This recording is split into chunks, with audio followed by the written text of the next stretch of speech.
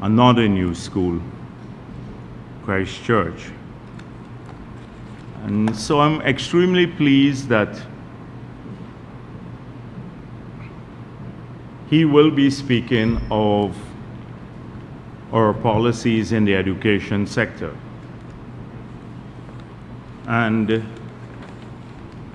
in this season, the political season, it's necessary to do so given the many distortions surrounding policy which takes place. So even for someone as involved as we've been at the policy making level, sometimes it's quite revealing as you now approach election season, where you have to account for your performance in the past several years about the progress in the various sectors. So I was going through the documents that we're preparing to make public shortly, and in the education sector, it's unbelievable the level of achievement that we've had in really 3.5 years after COVID.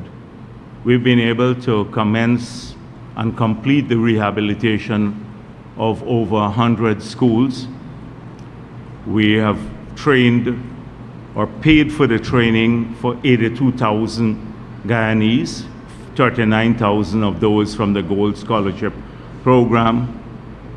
We've completed our promise of free university education, but not just university, but tertiary education.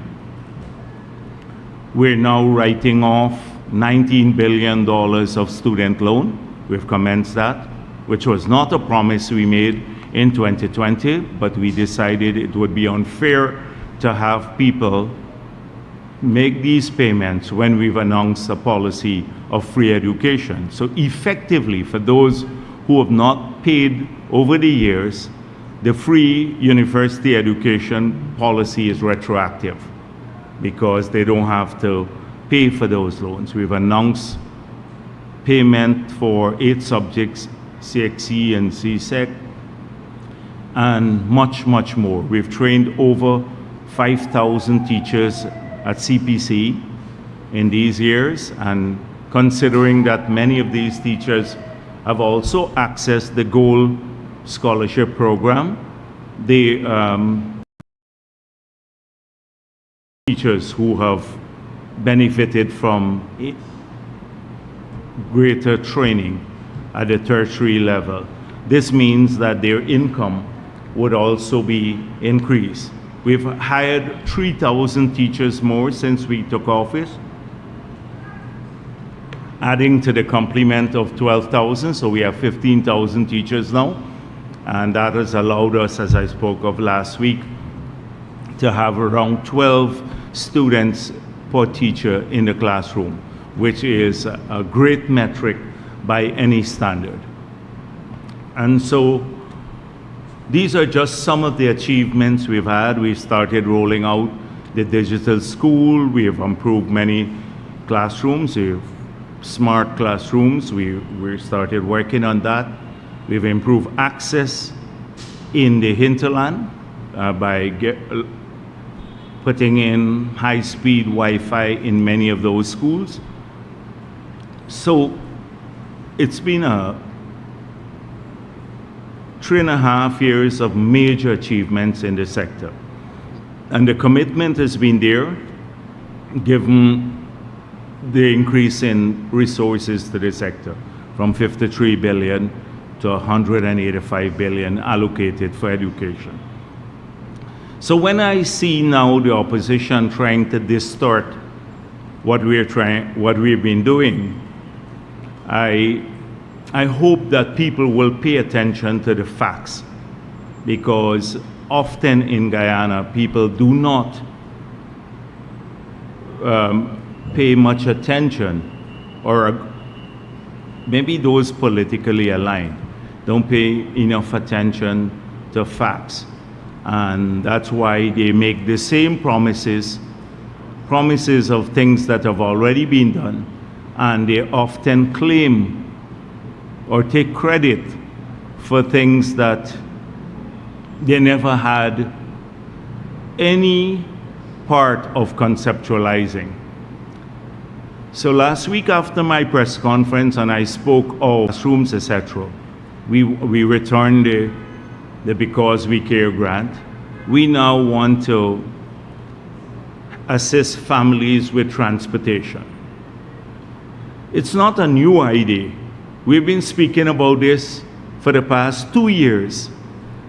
I've been speaking about this when I was critical of President Granger's policy of taking away the grant from the kids, the cash grant, 1.6 billion a year per year, and replacing it with 30 buses that he got donated, old buses from the private sector.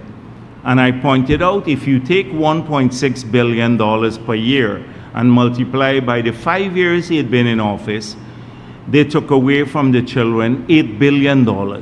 That's what you get. With $8 billion, you could have bought 1,000 buses. So they talk a lot about assisting with transportation, but in a net sense, families and children were worse off because they lost the $8 billion over the 5 years in the Because We Care grant. We promised to restore the grant and increase it. So in 1 year now, the grant at $55,000, well, that includes the uniform allowance. It's $11 billion the children get. So in a 5 years period, it's $55 billion we're transferring to the families through the Because We Care grant. That will happen in the future. But that's not all. We said, in addition to the Because the Care grant, we want to introduce now, consistent with what we have said before, years back, that we now want to assist with transportation. And that's why we are going to introduce a transportation grant on top of the Because We Care grant, which in itself will increase, so that we can help families or assist them in funding transportation. They said, oh, we said that 2 weeks ago. They're clueless, because we've been talking about this for the past 2 years now, and we've been talking about the philosophy behind it, which is assisting families. And that's why we said we want to expand the hot meal and the school feeding program. So if we can assist with transportation and tuition and paying for the exams, and now with the hot meal program, and effectively you're taking away the burden of funding education from the family. And so every child, regardless of the family's level of income, they're poor or not, they'll be given equal opportunities. And consistent with what I spoke of last week too, about the move to have universal secondary education, that every child who even didn't get 50% of the mark at CSEC, not CSEC, the grade 6 exam recently, that those kids, by the time they're ready to write exams, they would all write the CXE paid for by the government, because we'd have a secondary program. Even if they go to the tops of primary, they will have a secondary program taught to them there. Unlike the period in the past when we started, when we took government, where 65% of the kids had to fail and could not write the CXE because they had to go to community high schools or the tops of primary that never offered the CXE. So only 35% of the children who took the common entrance at that time could have gone on to write CXE. And you know, with CXE you can either get a job or go on to tertiary learning. So we were one exam at the tender age of 10, 11, that examination was the determinant of the future of that child. Now we have moved away from that. So I was surprised to see they said, oh, we're stealing the idea of the transport grant from them. But this comes from people who don't read, who don't follow anything. So when they say something, they fall in love with what they say. They think it's original thought. And that's why we've seen like some young woman, Nakisha Sinclair, saying she had to write the thing for Nigel Hughes, his manifesto that they're speaking of. And APNU has been putting our programs into AI with a command to rewrite them so that it looks original. But many of them genuinely believe it's fresh ideas, that it's new original thought. You know, this is great intellectual power. Look at what we're putting out here. It's just old, worn stuff that we have spoken about for a long time in the past.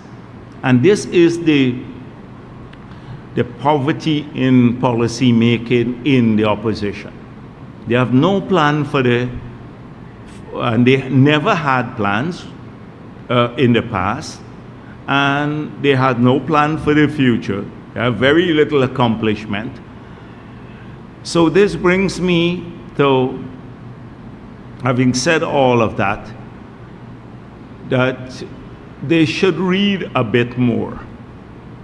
So I think it was a few days ago that the president opened the Ogle bypass.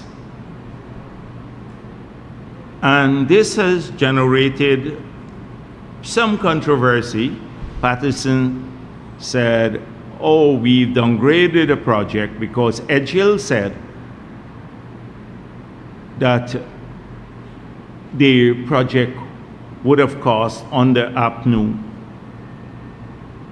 twice as much. So I then saw several stories, including the one from News Source.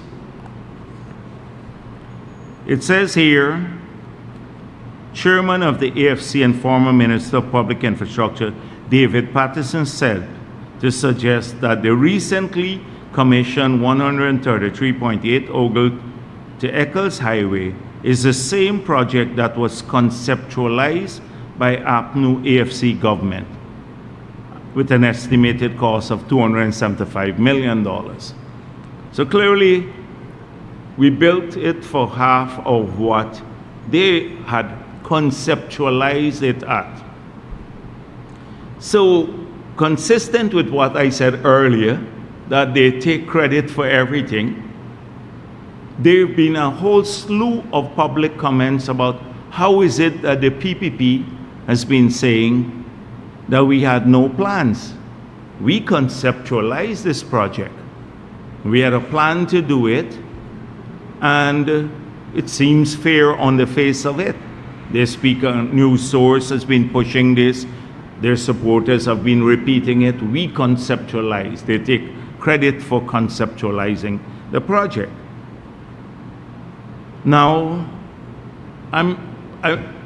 Edgehill should have been a little bit more diligent. To point out, I have here with me, so this morning I asked the people coming to the press conference, I said, can you print out this study that we had? No. So here I have a study that was done in September of 2003, and I'm going to share with you this document.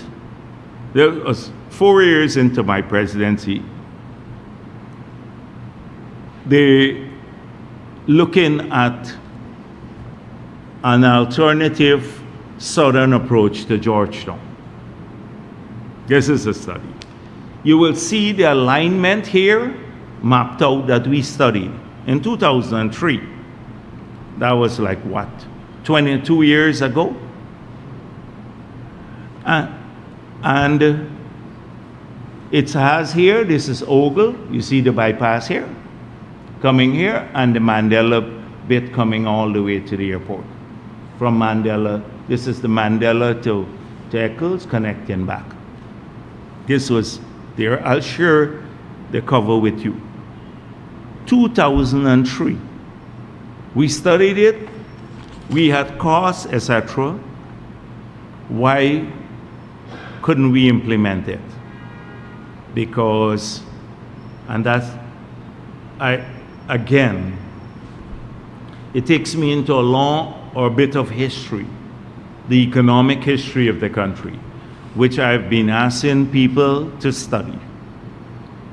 In the early, when our starting point, according to Carl Greenidge, was the debt, the outstanding debt was 9 times the size of our economy. We were scheduled to pay 153% of revenue to service that debt. When we got write-off, the actual was 94% of revenue we were paying to service the debt that APNU left, the PNC at that time left. The first 10, 15 years of being in government, we struggled to take a bankrupt country, because you're bankrupt by any standards if all of the taxes you collect has to go to paying debts. You're bankrupt as a country. You're insolvent. The IMF declared us as uncreditworthy. We couldn't borrow in the APNU period because the debt overhang was so huge. By the time 2015 came, without oil, the debt had shrunk to 45% of GDP. One of the lowest figures even among developed countries in the world without oil. And we were using 10% of revenue, down from 153% or 94% actual of revenue to service that debt. But it took us some time to get there. We had lost opportunities, money that could have been invested in projects of this nature. Although we had the great ideas, we planned for them, we couldn't accomplish because we were busy returning a bankrupt country to solvency. And sometimes the biggest achievement of the PPP, I would think, it's not the many roads that we built and the hospitals and schools, including in that period when we were practically bankrupt. It was taking a bankrupt country and returning it to solvency. That was one of the biggest achievements that people don't even talk about today. But people would ask, well, if you had the plan since then, why couldn't you build it? It was just that we had to do the essentials, because remember, this was a new project. But in the same period, it took you 3 hours from Georgetown to get to the airport, because the potholes used to be like 4 feet deep in front of the central bank. Between the Ministry of Finance and the central bank, on Main Street, there was a pothole in front of the Palm Court there that vehicles used to get stuck in that pothole. That was the state of Georgetown. That was a Main Street. Blackout 2 weeks at a time. You think about blackout recently on the East Coast, because they're moving some of the transmission mains. But we used to be 2 weeks without power at that time, nothing in the hospital, and having to deal with the debt. That's our history. That's the economic history of the country. So we have the plan, this plan here. So for them to say they conceptualize in 2019 this project, and all of their supporters saying, oh, it's great, yes, look at our great intellectual work that we did. It's nonsense. And they take credit because I don't think Patterson even knows about this, because he talks off the top of his head. And if there's nothing, sticky finger Patterson, if there's nothing in it for him personally, as we've shown in the charges, he doesn't touch a project. So should be ashamed that we could complete this project, half of what they had anticipated building it for, but the details of it, if you go down and you look here, even Busby Dam that we are completing now, so that once it's completed, we can divert the traffic there and then fix the Grove bit. Busby Dam, all of it, you see in the green. These are the alignments, the roads coming out. The whole project conceptualized since then. But since we're at this about talking about development planning, we're the only party that has put this out, several of our plans in various documents. So you can find in the National Development Strategy, nearly 2,000 pages, about 7 volumes of work. Then you can find a lot of the ideas there. The poverty reduction strategy, the competitiveness strategy, low carbon development strategy. 3 seminal documents that trace the evolution of policy making in Guyana, addressing various challenges at various points in our history, because the challenges change. As you accomplish one thing, you have to address another challenge. So we have outlined these in documents. You ask APNU and AFC what document you can point to that would say or ground their vision in. Nothing, absolutely nothing. In fact, Nigel Hughes recently was saying, let's all get together and craft a plan for the future of the country. And I asked here, this party has been around for maybe 17, 18 years, the AFC. And now you don't even have a plan. Now you were in government and you still don't have a plan. At least talk about the elements of what you already have. So I want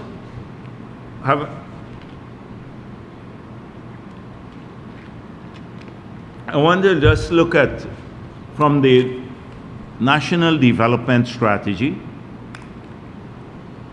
I just today want to look at one sector, since we just talked about the road and the planning for the road from 2003, as you've seen, the bypass road, the Ogle bypass, which has just been completed, and the Heroes Highway, which will get to the airport shortly, from 2003. I'll map the route. But that idea was even before that. The idea of doing this came.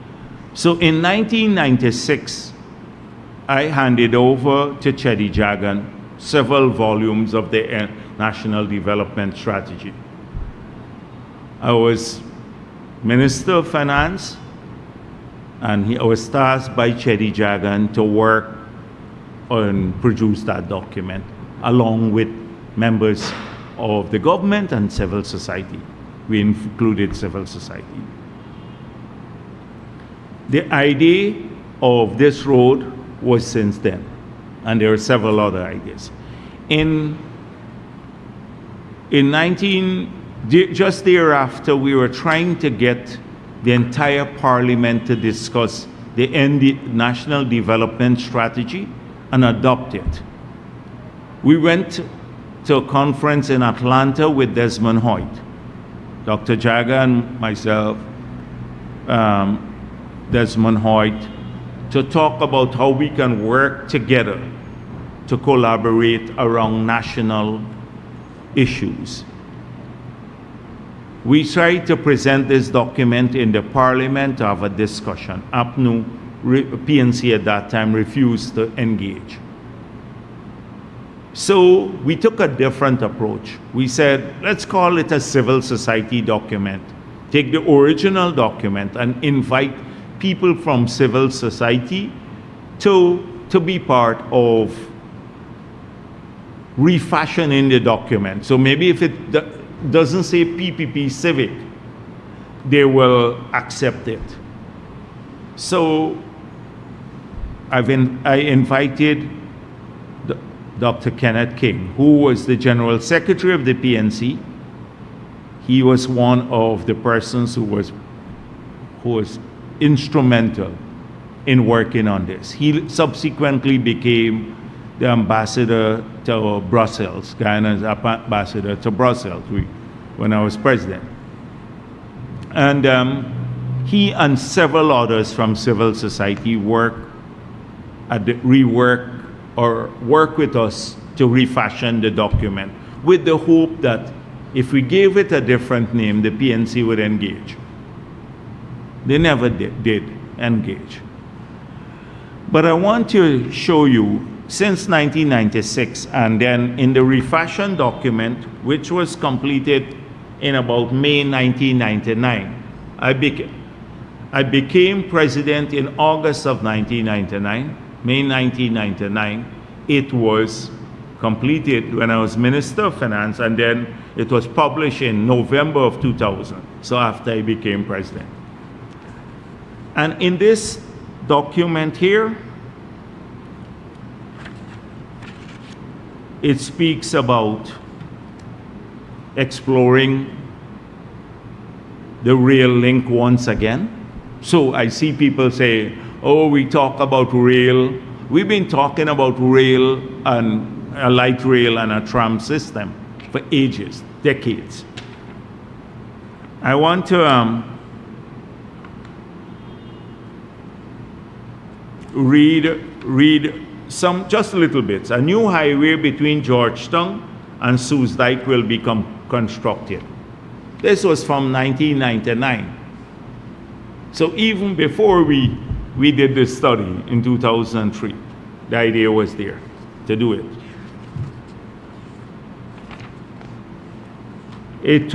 A two-lane bridge across the Demerara River adjacent to the Demerara Harbor Bridge with a vertical clearance over the navigational channel, which would enable ocean-going vessels to pass under the bridge. This new bridge will be connected to the East Bank Demerara Highway and the West Bank Demerara Road. It will replace the Demerara Harbor Bridge. This was 1999. 2 lanes high-span bridge. Now we're doing 4-lane bridge. A 2-lane bridge will be constructed across the Berbice River with a vertical clearance to allow navigational thing. When we actually did it, we didn't have the money, so we had to engage the private sector to build that existing bridge. And the high-level bridge was very costly. So we opted for, we had a study done of 6 sites in the Berbice River. We paid $1.1 million for that study and identified 6 locations, past Everton, New Amsterdam, all the way to where their bridge is at Rosignol. That was the most feasible site at that time.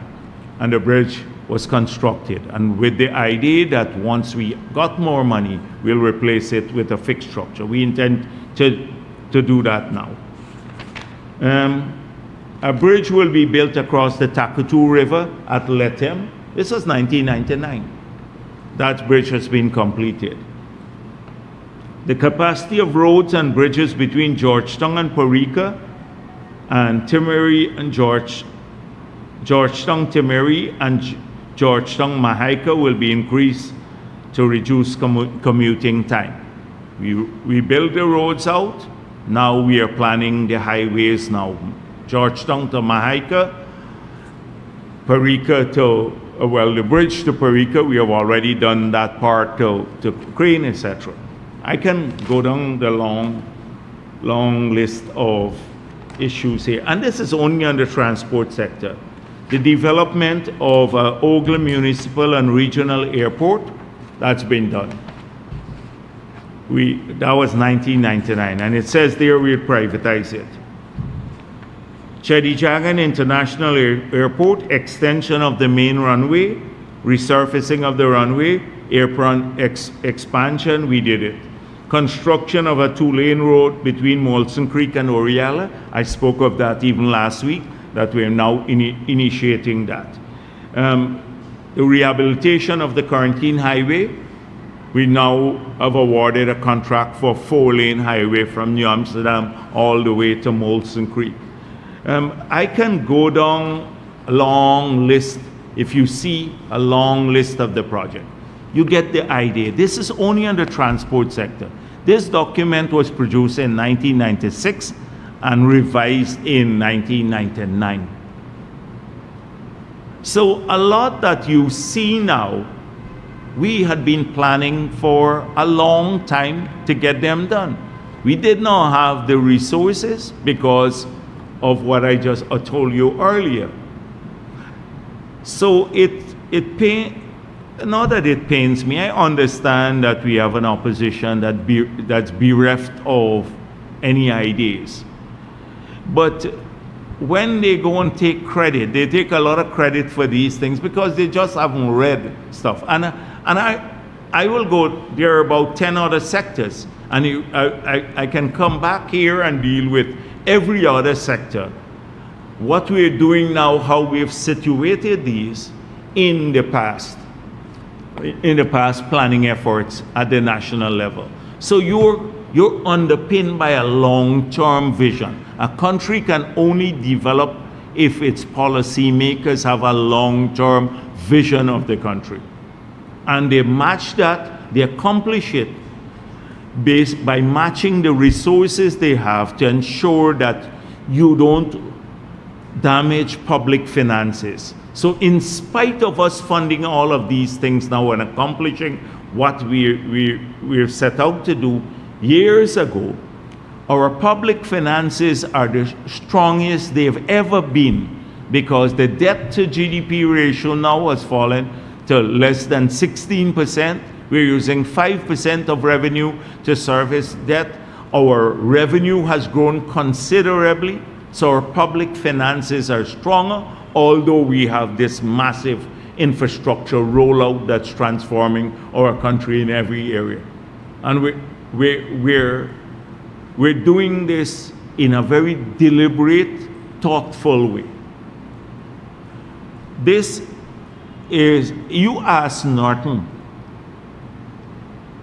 about anything to do with it. I saw Wendell Jeffrey doing an interview with Amanza, and she was getting offended when he was asking for specifics. You know, the broad thing, oh yeah, we want to improve healthcare, the usual slogans. Oh, Norton, if you hear Norton, people-centered development. I don't know what that means, especially in the light of the fact that he says he agreed with everything that Granger did, and Granger took away children's grant, Granger took away the free water from the pensioners. That's people-centered development, put taxes on a whole range of things, you know. So he agreed with him totally, but he's all for people-centered development. Slogans. She was hard-pressed, and none of the others can't give details. They either farm out the work or operate through sloganeering. So this is something that is crucial. When people make choices around elections, they make choices surrounding a party that will look at sustainability, not a party that comes and says, I'm going to give you everything, and then if you cost what they're promising alone, it's more money than we have in the treasury and that we will have for the next 10 years. That's what they're promising. You will not only damage public finances, but they have no intention of implementing the promises. It's because it's just an election gimmick for them. And I can also take you to the other documents. That's only the LOCAR, that's only the NDS. The poverty reduction strategy focused heavily on assisting people. Housing, we determined that keeping water rates constant or lower, electricity, getting people housing and a good quality education, and not having them to pay for health care were the key investments a government needed to make to ensure that people have the opportunity to grow out of poverty. Those were the objectives. And look at the investments by the PPP. Look at even the past few years of even since we got back into office. People talk about cost of living increase, but electricity prices didn't go up in spite of the fact that fuel prices went up significantly globally. Water rates did not go up. Internet rates actually came down. Mortgage rates came down because of large concessions to the bank. And we've invested in education and healthcare, removing the cost of healthcare and education from people so that their disposable income could be used to accumulate wealth and grow. That is consistent. The philosophy is there, and that guided our creation of the poverty reduction strategy. Then the competitiveness strategy was to we started off with no private sector. Under the PNC, the private sector was destroyed in this country. We had to incubate a domestic private sector and create the incentive regime for them, which we did. Focus on the things that matter most to the private sector, and look at what has happened today. The opportunities abound, and we see private sector in a very diverse way. Look at two major opportunities we've had. There are hundreds of them. Look at the large-scale investment in hotels by Guyanese, in agricultural ventures, in services, in construction activities. But on the government side alone, we've refashioned public procurement now, where tens of thousands of Guyanese now are benefiting from public procurement through contracts, unlike under APNU. And now, because of the passage of the local content law, you have thousands of Guyanese, over 1,000 Guyanese companies now doing about 700 million US of business, which they would not have done otherwise, because creating the opportunities.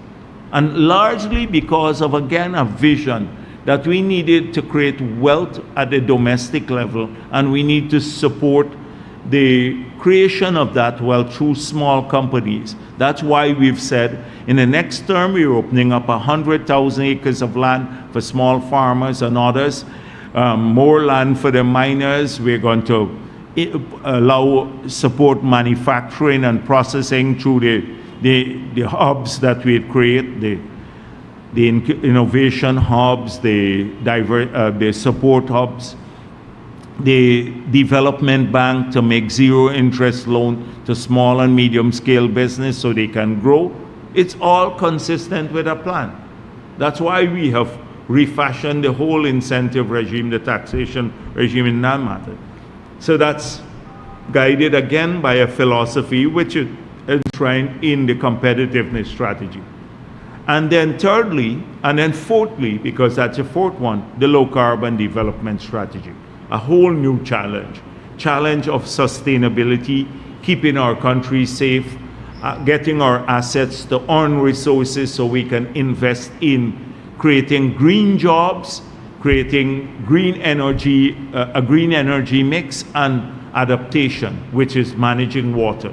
I've outlined our plan already. We're earning 750 million, how that's being invested in keeping our entire coast and even hinterland safe, all of our people safe from flooding by these new canals we're building, new cokers, new pumping capacity, etc.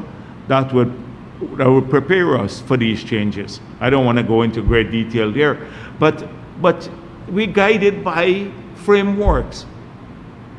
We're not like gonna just make a promise just like that. It fits into a philosophy, and it recognizes the challenges. And so this is not guesswork that the PPP operates in. And when we make promises, that's why we've been able to deliver them. That's why in 2020, we made some promises. We were very careful about what we promised. The promises were ambitious, but we delivered on them. We delivered on all of the promises, and we far exceeded what we delivered on because we're grounded by that. So any other political party which does this now, look at their promises. It's just like crazy things I've seen. Crazy. It's just like, and it doesn't even have any intellectual decency. It's like, at least you can, even if AI writes it for you, you can write, explain it differently. But then just anything the PP does, we'll do better than them. We'll give you more money than them. That's all it's about. Nothing about creation, a reasoned way of approaching a problem that the society has. A reasoned approach to the problem, identifying the problem, defining the problem, creating a solution for the problem, and then focusing on how you will implement it, whether the resources would be there. That's how you have to approach anything in life, including in your home or at the national level. If you don't, you make big blunders. The problem when they make the blunders at the national level, it affects everyone. You're free to make the blunder on your own, but when you do so at the national level. So let me focus on one thing that affects everyone else. For example, taxation. Taxation, under APNU, a whole slew of taxes. If you want to get a good indication of the taxation policies of APNU, go to Jordan's budget speeches and go to the back of those speeches, and you will find an annex of fee increases and taxation increases. And you'd be surprised. We say over 200 taxes and fees. One time, what's her name again? I always forget her name. The Minister of Public Works, Annette Ferguson, Ferguson, she was housing, or she was Public Works first, I think, and then housing, right? Or both, I don't even remember, yeah. They're just, because they achieved very little, yeah. So they, when people stick in your head when they achieve things. So she asked the question in Parliament that the PP been saying, 200 taxes and fees. Can you give us a list of it? Because we are lying. And so we started preparing, and it ended up like over 300 when you look at the taxes and fees. It was actually more than the 200 we're talking about. So in every sector, no one was spared. From the guy driving his donkey cart, his fee went up, to the health sector, remember the education sector, the miners, they increased the royalty rate, the taxes on machinery and equipment, land rental charges, everything under the sun you could think about. Every single thing. On hinterland travel, reopen at Marijuana, I think, and Port Kaituma, the GRA, pressuring people, collecting $94 billion more per year. So we said we're going to reverse those when we get into office. We've reversed the taxes that they put. That cost us about $50 billion, the reversal of all that they were promising, or they implemented. So we kept that promise of reversing the taxes. We removed the VAT on machinery and equipment, on water, on electricity, on data, hinterland travel, a number of other things. Reversal cost $50 billion, we gave that up.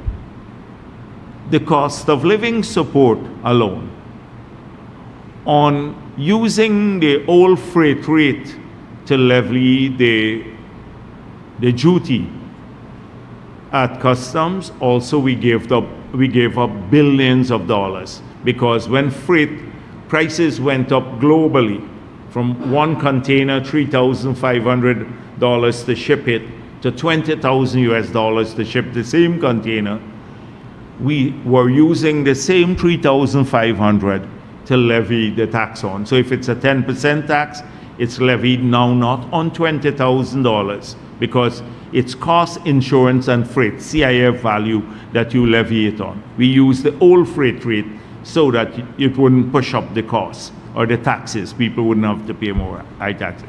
Billions given up to address the cost of living issue, because globally the prices went up after COVID. Factories were closed, etc., and shipping costs went up. We then removed the 50% excise tax on gasoline and diesel. Now, on gasoline and diesel, we import over $800 million of those two products. The 50% tax will be about $400 and odd million dollars, giving that up. That's about 90 billion Guyana dollars per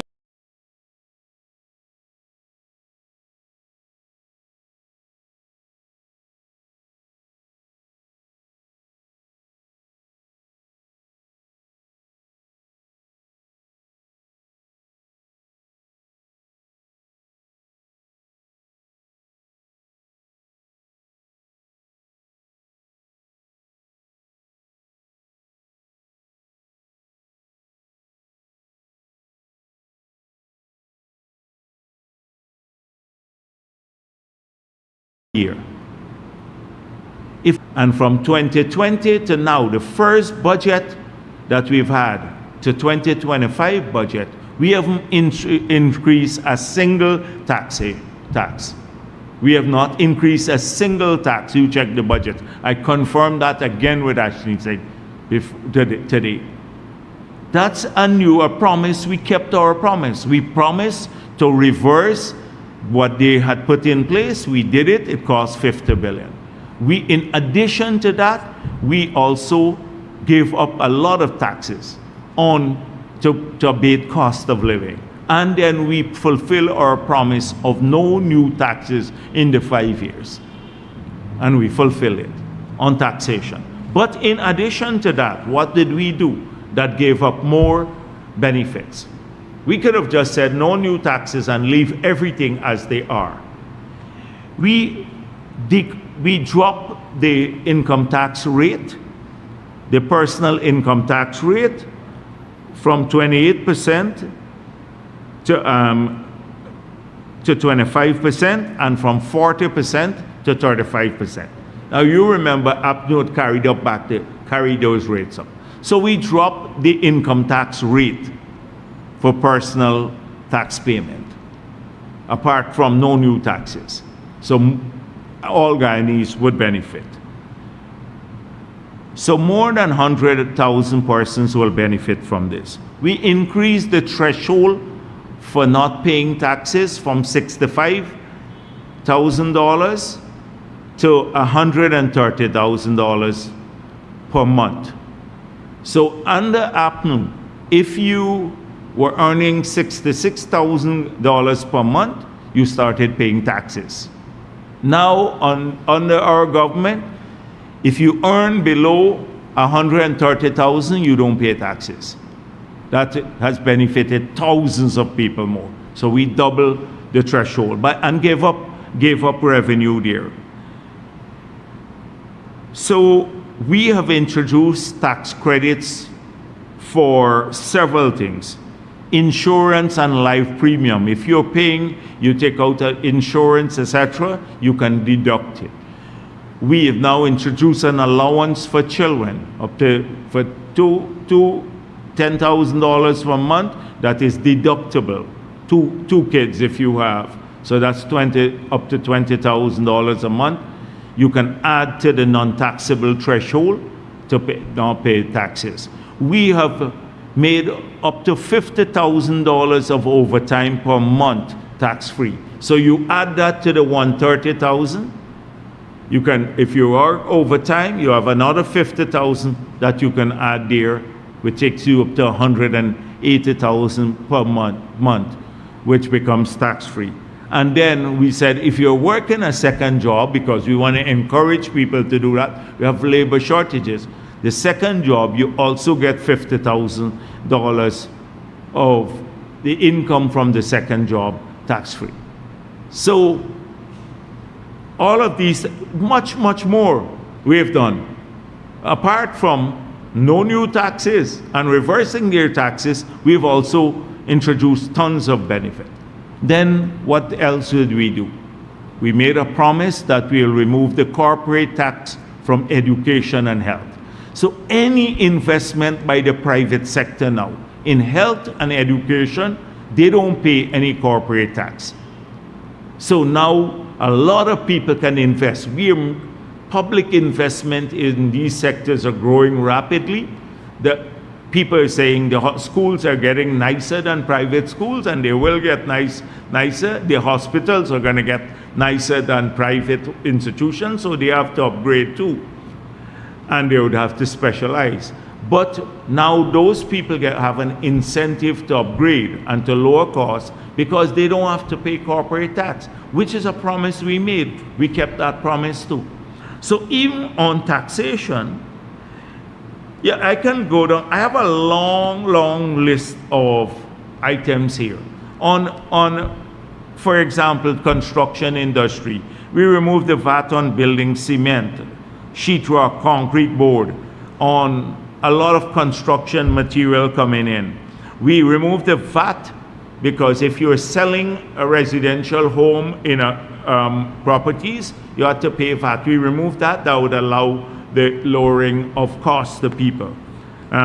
Cell phones, all those things that had VAT on them, we remove all of these things. So the miners are pleased. We reduced the tributor. We removed the tributors tax that was affecting them badly, that upward increase it. We took it down to zero. The royalty rate was on a sliding scale. We reduced it further. So a lot of, and then we reduced taxes on a whole range of vehicles. We removed taxes on ATV and a whole other things. All of these were done. So if you talk about taxation policy alone, compared to what APNU did, they just came into office, promised reduced taxes, ended up increasing taxes on everything. We promised to reverse their hardship taxes. We did so. We promised no new taxes. We did so. And then in addition to that, we remove all these taxes. I can go down every sector I can do this with. We have a story to tell in every sector. And it's a story of fulfillment of promises and a vision. The vision is that you cannot love the productive sector and then tax machinery and equipment that they use in the sector.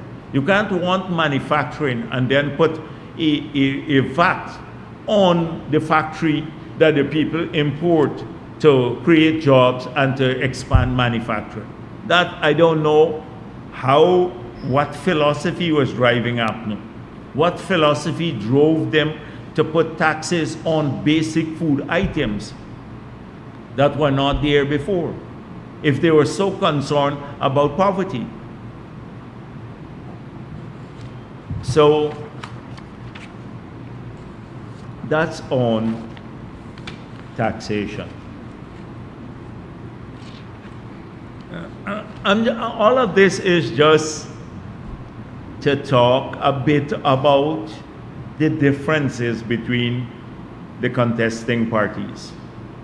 So which party now, last week I dealt with the experience, that none of the candidates vying on the other side has the experience of an Neil Frenali or a Mark Phillips.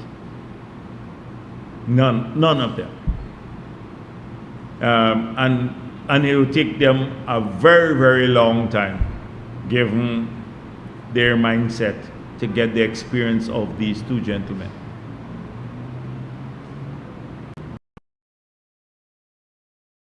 So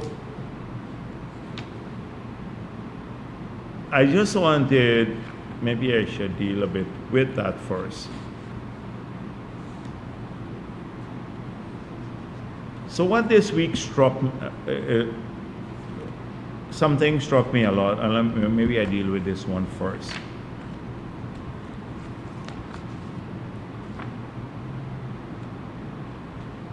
As we get closer to the elections, too, the rumor mills are going to start spinning a bit faster. And what is still shocking to me is that how an unsubstantiated rumor coming from a suspect source can get even right-thinking people to give it serious consideration. So, you know that APNU is in crisis now. AFC is in crisis too. The opposition is in crisis.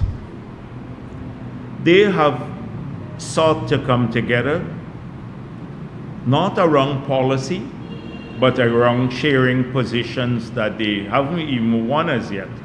It's a big disrespect to the electorate. They're sharing seats that they have not won as yet.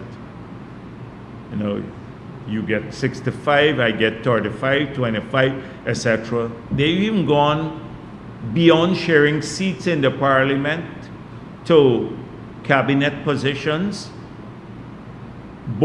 state boards, how many state boards they will get, etc. Which party persons would be running state boards, etc. I've heard 2 persons gave donations to the PNC, and they said they want to, if they get in, they want to run lands and survey board. So that's what they were negotiating around. You know, the ill-fated negotiations.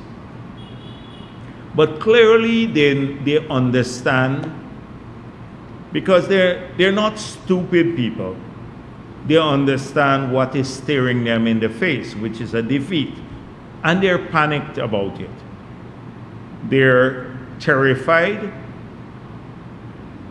They're fearful. In fact, the fear has led to panic disorder in their camp.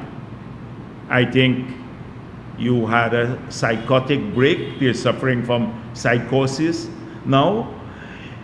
So psychosis is really when you can't differentiate from what is real and what is fiction. So they have and all of this is playing out every day, and it comes out in various forms. The belligerence, the bravado, the magnitude and the frequency of the lies that they tell. So, what is happening in their camp, they're trying to project onto the PPP. So Sherrod Duncan and the others have been doing this. Sherrod Duncan and the others are fearful, like he is extremely fearful person. He jumped from one party that he thought was useless into another useless camp. And by now, I think he is recognized that none of them have a chance of winning the elections. So he is really in full panic mode. The psychosis is visible in his behavior. So he comes up with this fiction, that there's a break in the PPP camp. and that we are panicked that Jagdeo wanted the elections to be on the 1st of September. But they're going to lose the elections, if it's held on the 1st of September. And that our poll show this. Now, if we have a poll, you think Sherrod Duncan would ever see the results of our poll? He can't even get app news. Anyhow, he likes to talk about poll. Yeah, right. So Sherrod Duncan has been spreading all of these rumors. So he said, we're replacing Mark Phillips now with Edge Hill. And I saw Big Smith News carrying that. A number of our supporters, and you guys are going to be really stupid too. I can talk that way to our supporters, carrying this stupidity. Because you know that anything they say is a lie. Credible source is the least credible source in the country. It's Sherrod Duncan and his madness. And we have a time-tested. Mark Phillips has been a great prime minister for this country. Mark Phillips has decency, credibility, headed the army, commanded people. He walks around this country with pride, and we're proud of him. We're proud of him. Mark Phillips, combined all of the other candidates on the other side, don't have the decency and the skill of Mark Phillips. All of them. And we're very proud, and he shall be our prime ministerial candidate. In our camp, we don't make decisions one day and change it the other day. That's what Sherrod is worried about, that he and Jureta get thrown out back because Nigel and the other man talking again, Norton. Because both of them are panicked because they see, what's staring them in the face. So he is very insecure. So to spread a rumor like that and then have sensible people also write about it and raise it as a concern just shows the influence of stupidity on people's mind. And how would you even think that this could be true knowing the PPP? You see the momentum we have. Look at our fundraisers. Look at the people showing up. We have a track record. We're the only party that is ethnically diverse, that carries a national message. And you would believe a Sherrod Duncan that we're worried? They can't even pull together. I see Norton has a couple of people, like a couple of kids running around the Starbucks market saying Norton for president, as though they have to convince themselves that he and everybody ignoring them and saying, oh, they're a nuisance, right? You're a nuisance. Leave here. There was a very different time that all of the people would probably join them. Nuisance. He goes around the country, people refusing to even shake his hand. And he, not because they think he has blood on his hand, like he said, he can't shake our hands, right? Because that's it. But because they think he has no hope of winning the elections too. So what, if any party had momentum, it's the People's Progressive Party. And it's not because we're special, it's because we've kept faith with people, because we've done what we said we'll do. And people recognize that their lives are changing for the better. And with our plans, everyone will be able to achieve their dreams. They will get support to do that. And that we're working for all of Guyana, regardless of your race or religion or gender. That's what they recognize about us. That's what's so special about us. On the other hand, they're all about race. So, like Deron Adams kind of repeat this. You see the whole thing because he's panicking Linden itself. I know how the momentum we have in that area, the high spirit among our activists in the area. They have high spirit. They're working every day on the ground, unsolicited. They're going around talking to people. I can put together 1,000 volunteers to look at the activity at the convention center. We had like 800 to 1,000 volunteers just to be ushers and to get back the chairs and to get people fed, because it's thousands of people who came to a dinner. We didn't buy a professional service to do that. We pulled that off from the party. Volunteers of every race, you saw it there, working now because they're happy. We have a positive campaign, and because they're proud that we've kept our promise to the people of the country. Which other party can do that? The anemic gathering they have. They had a fish fry in Canada. I got a graduate of finance, and there's the other man, Mai Paul. And I heard people don't want to give Mai Paul the donation. They want to give it to the party. They don't want to give Norton too. So they have a big trouble because they're worried. You know, Mai Paul has a history on that about campaign, money. But the thing is that they said they had a bigger crowd than before. It was supposed to be 2. It went to 7 persons. Look at the picture of the activity in Toronto. You look at it. If you haven't looked at it, look at what they post. They might pull them down before.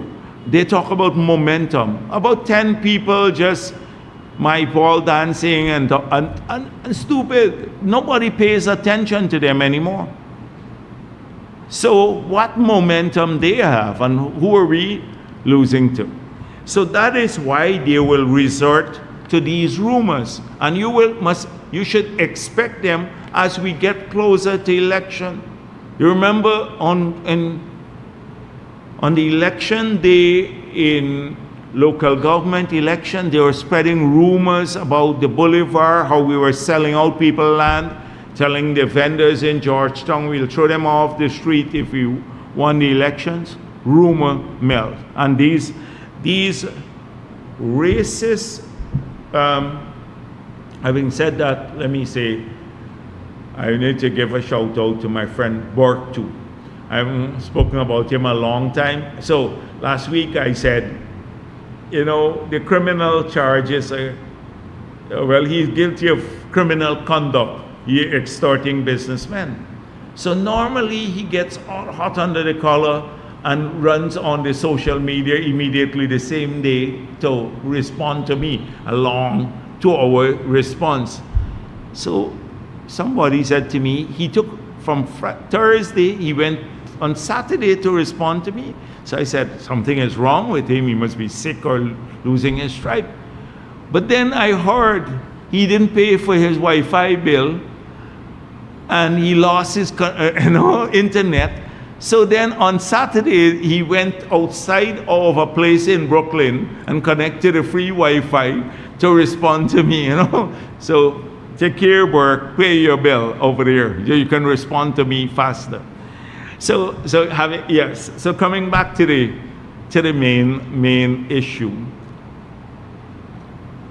all of them will go into overdrive as we get closer to elections. The rumors they would spread like this one, the stupid thing that we were replacing Mark Phillips now as the the prime ministerial candidate because we are worried about losing the elections.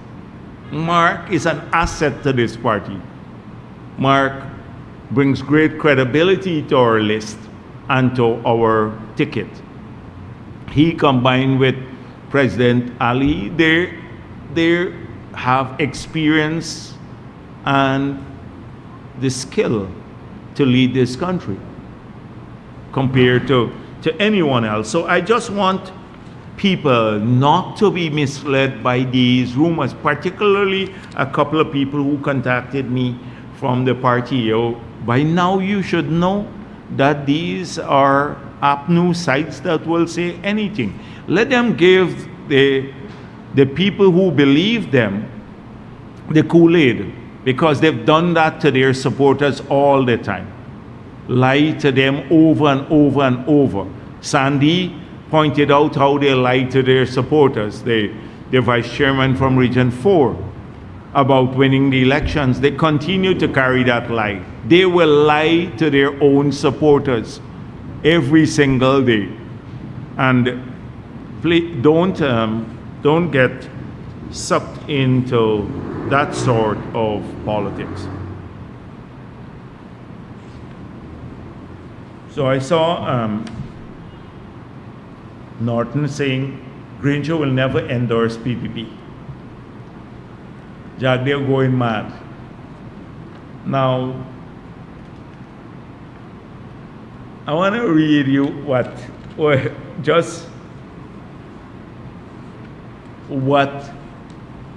triggered Norton.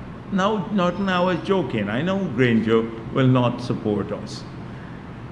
But really, what I was pointing out as the standard capture, Jagdeo in his capacity as General Secretary of People's Progressive Party said, by Granger's own logic, citizens should vote for the current regime. Given the extent to which the PNC fooled, used, and abandoned youths, Jagdeo said a former leader would have been better off pledging allegiance to the PPP. Jagdeo reasoned, to tell youths to choose substance but still vote for the PNC is utterly contradictory. That's what the point I was making. Granger said to young people, support the PNC. And then in the same breath he said, choose substance over rhetoric. So it's contradictory. How can you tell young people to choose substance over rhetoric and then tell them in the same breath to support the PNC?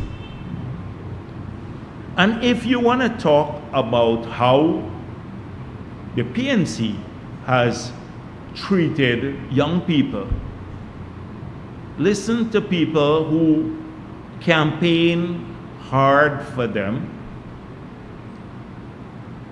The same vice chairman from Region 4 campaigned hard for them, was in the leadership, they got excluded. Listen to James Bond, was one of the most avid campaigners among young people for the PNC in the period before they got into office. You listen to his experience, exclusion. Listen to Tandai McAllister. Don't have to listen to the PPP.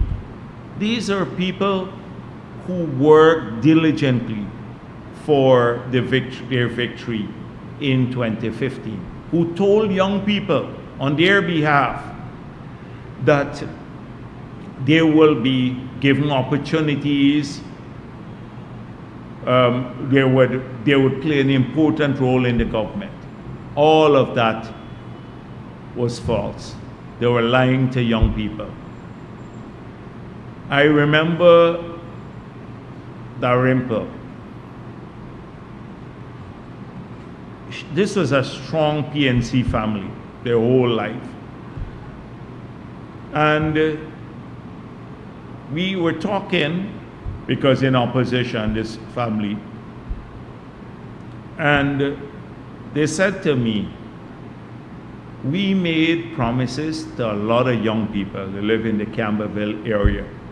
We told them they're going to get jobs, going to get assistance, you know, for all sorts of ventures. And we're ashamed now to go back to those young people. This was like 2 years into the government, because we can't even ourselves, we were working with these people side by side. We can't even get access to them. They're so aloof. They don't take a call, they don't listen to anybody, and all they're about are themselves and their families. Like we have seen, the friends and family who got the land, who got the scholarship. It's the ministers and their families who got the contracts, Cathy used her own company, etc. They didn't care anything about helping those people. So they the ones who were facing the young people back on the ground, because they were the conduits through which the promises were made. It's the same thing like Charan Das. He was telling the sugar workers in the area where he lived that they would get a 20% increase on the afternoon. They will, they would expand the sugar industry. And then what happened? The factory was shut down in the community where he lived. And the sugar workers now are cussing him every day when he's paying dominoes by the side. He couldn't go back to his communities or his community. So a lot of that is how they treated young people, the betrayal. And even now, the environment that is created in the PNC and AFC for the opportunities for everyone, but especially for young people, the atmosphere is not there. The dictatorial leadership. So I saw Figueroa resigning, and all of the other people, young people who resigned, Tandai, James Bond, Sandy, a whole range from the PNC, including the regional chairman, and they all, and so now the latest is Figueroa. And Figueroa said that no vision, no leadership. He said that he's upset with the racism in the party and also the movement away from age-old principles. When Norton could politicize the sovereignty of Guyana by walking out on a motion that would lend solidarity to our country in the face of Venezuela's aggression, he took foreign policy to a new low. And so the vindictive internal politics within the AFC and the PNC, the visionless racist policies internally, the unilateral decision making within the party is driving people away. And apparently that is the same thing that Jureta Finance and Sherrod Duncan and the others claim that happened within the AFC, and I see they've had other young people leaving them too. But they've gone from one useless party, as I said before, and they've jumped into the other one, from the frying pan into the fire, and they'll discover it. So this is what's happening there. There's no room for people to grow. And when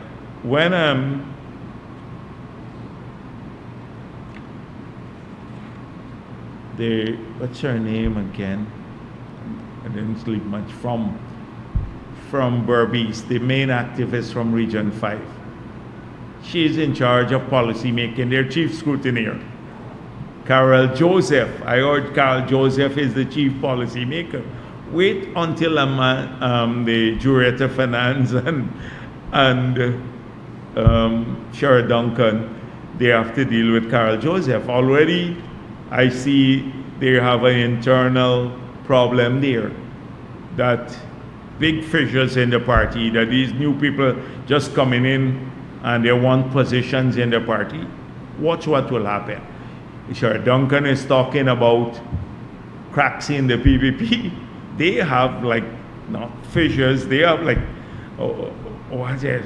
I don't know. What's a bigger version of a crack? A precipice? Yes, the precipice opening up like that, a massive one. Yeah. So wait until Carol Joseph gets hold of them. Then they would understand about policy making. So I've seen a lot of people walking away from the PNC, and this trend will continue. They're visionless, racist, and that's what their reasoning is being given. So don't go after those people. Don't send your trolls to cuss them out, because everyone knows that's the truth. So this policy of sending the PNC people to cuss all of these people who have moved away for their own good and for the good of the country, who want to make a special contribution to the country. And we welcome a lot of people to the People's Progressive Party. Not, as I said before, because we believe that everyone should have a chance to serve the country. And we believe that people can make a contribution through the party. I just wanted to address quickly the issue of Guyana's electoral system has become susceptible to corrupt voting by foreigners, Alexander. Now, suddenly Alexander is talking about GCOM's capacity to hold free and fair elections. If there is ever a threat to holding free and fair elections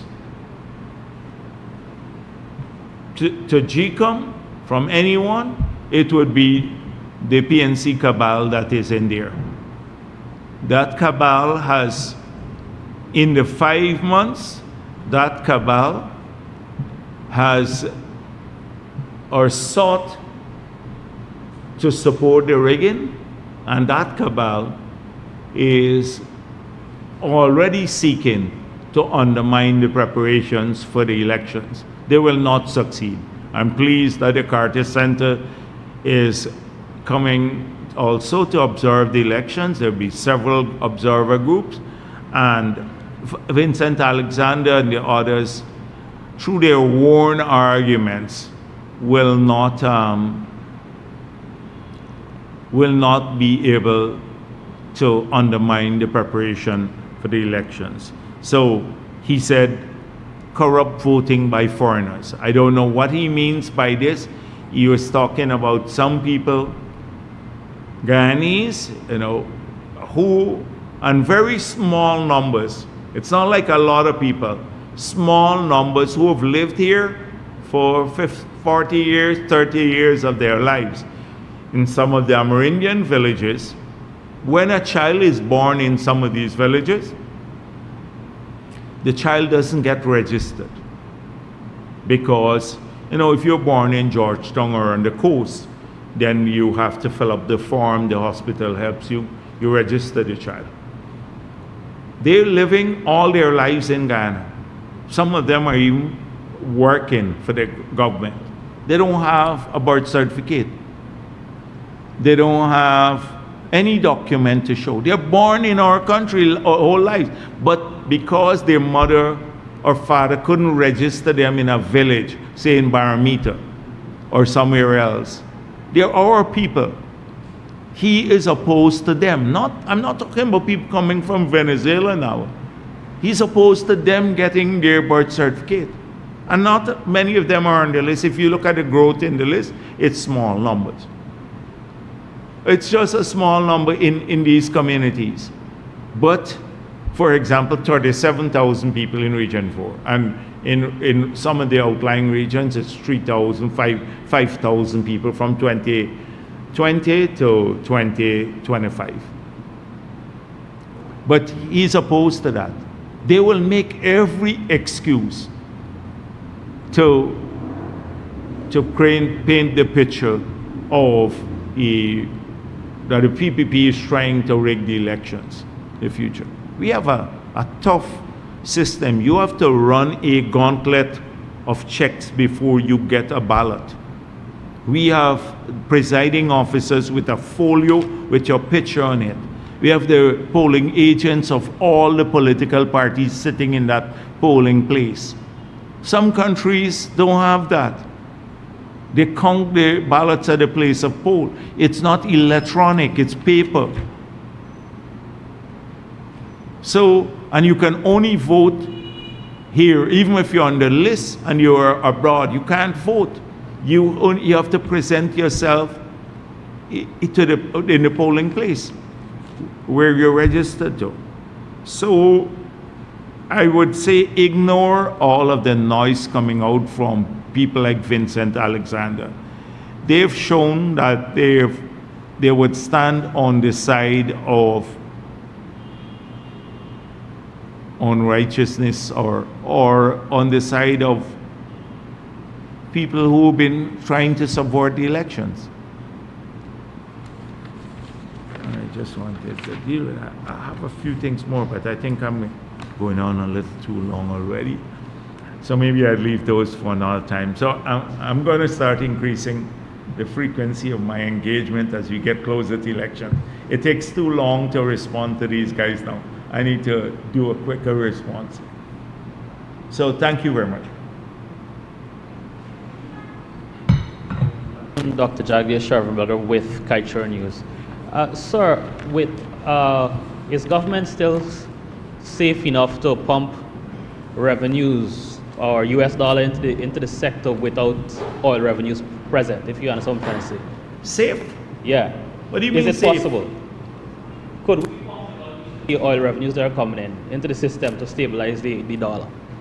Yeah, we have a huge capacity to intervene by selling currency to the bank. As I explained earlier, it's carefully managed and we don't want leakages. It's getting even worse now with Trinidadian companies. As things get tougher over there, I saw Prime Minister Rav Gonzalez speaking about some of these issues. And we have a problem with the currency, not the instrument. So the dollars are a bit scarcer because we don't sell too much dollars. We sell to the bank through transfers directly to the bank accounts, etc. So that is an issue, not because of the lack of availability of money, but it's money, for example, the currency. The currency is sometimes scarcer because if you go in to buy, you may not get the currency at the time you want. And some people may buy and hoard for themselves the currency. But we have an enormous capacity to intervene in this regard, but it's carefully calibrated. Enormous capacity. There's an issue whereby, like you said, people are hoarding for themselves, and it's driving up the daily rates. Yes, because of the currency itself. So if you can go to the bank, some people don't want, and that's why we are checking if the Chinese are doing this. That some of the Chinese supermarkets, etc., we're checking how they're paying for their goods. Because some may be through the purchase of gold, and we're examining that, and some may be through the purchase of currency, because they can't come through the formal banking system. We're watching carefully. So we're watching all of these things. Don't think that you're not watching what's going on there, and you're going to see enforcement action against a lot of those people. You recall, we've done a lot of sting operations in the past, and a lot of those will continue. Like last week, I dealt with the Venezuelan presence here, and whilst we're accommodative, we're watching it carefully too. And I also dealt with the fact that once this ID card comes out within a year, we'll know about every foreigner who's in our country. Because without that ID card and the biometrics, if you try to move around the country and the cameras don't recognize you and you're in our database, somebody is going to come and ask you, what are you doing here? You know, so that if you're not citizen or you don't have that ID card, and remember the ID card now will have their biometrics, so it goes up into a central database and the cameras scan people, and we can pick up a lot of people at the borders here too. So that's what we're working on now. And we want to know who's in our country. and how they get here, and whether they're legally here or not, and whether they are engaged in lawful activities. That is important for us. And then also that will allow us to ensure that our people, our citizens, have benefits that are far exceed those who are here, especially in terms of ease of access. Ease of access, you know, like I spoke already, coming through the airport. If you have a Guyanese ID, a secure ID, we don't care if people go out and come in too much. If they go to the US and you get trouble with your visa, that's a different problem. But when you're coming home, we don't care too much because they are our people. So a lot of that is being looked at.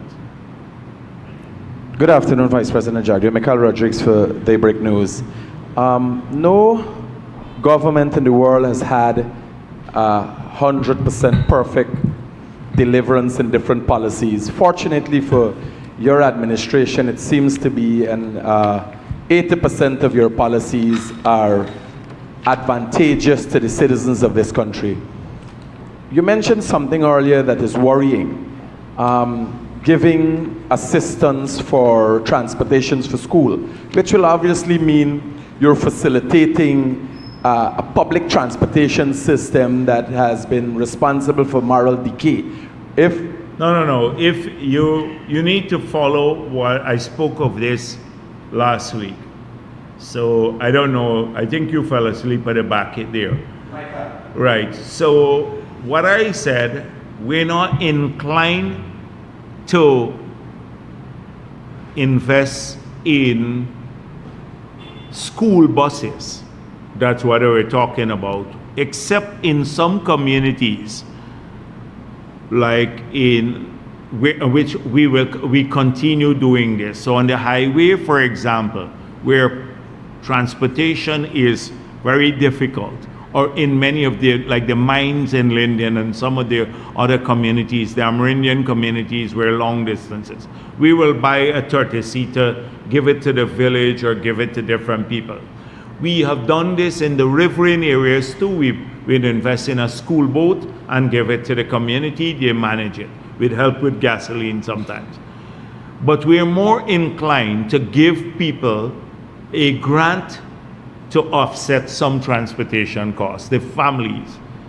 Because the moment you start taking on that, we then have to, if these drivers don't show up, we have a lot of indiscipline now. Then they crash the vehicle, cause problems, etc. Everything comes back to the state sector.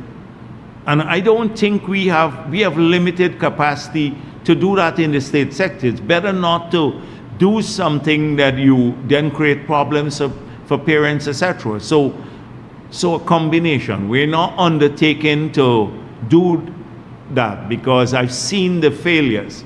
That's why it failed. All the buses get run down in the distant past. They don't show up on time. Children are waiting by the roadside for hours waiting on the school bus. So, and it doesn't show up, or the man drives off to go and visit his girlfriend with his school bus. We don't want to do that. We want to assist the parents to help with funding of the school kids. So that's what I'm inclined, because as I said before, we live here. We're very organic about this country. And we want to make sure that we do something that benefits some people, not to take on more burden that we can't manage.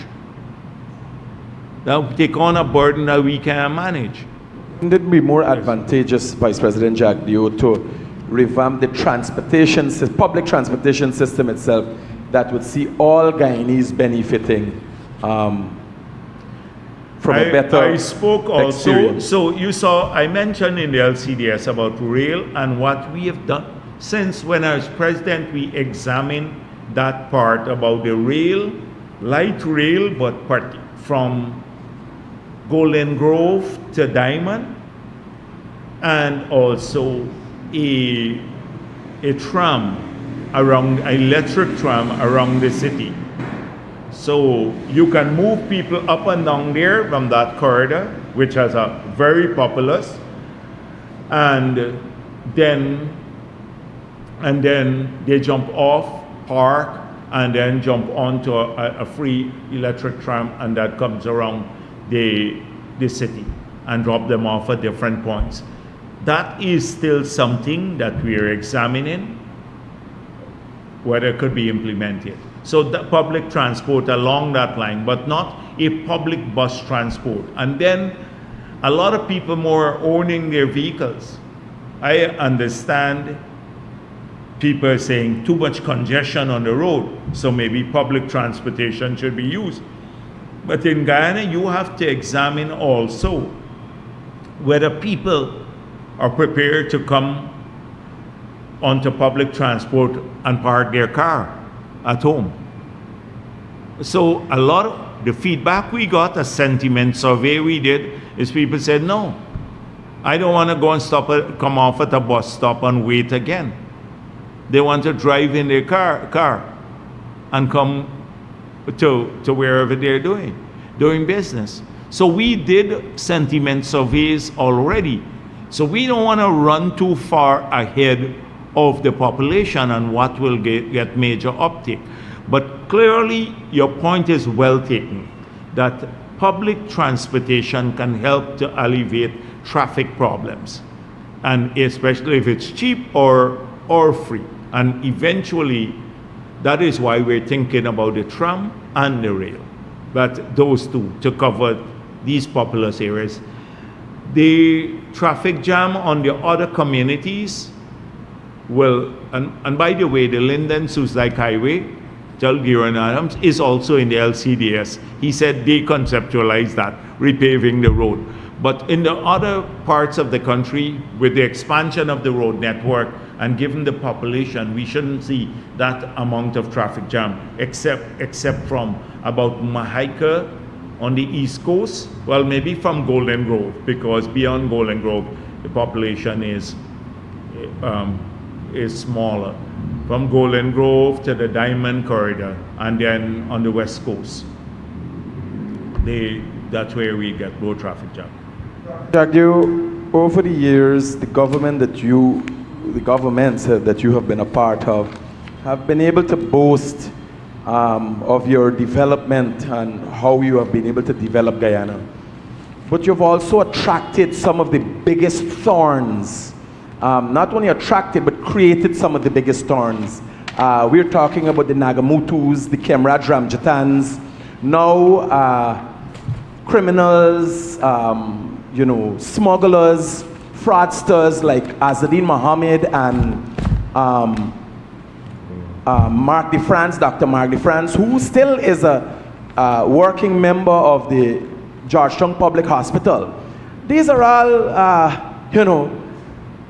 things that with the successes have come out of the PPP. How do you work on ensuring that we don't have like this in the future? So we create opportunities for everyone. If they subsequently turn out to be crooked, we can't be held responsible for that.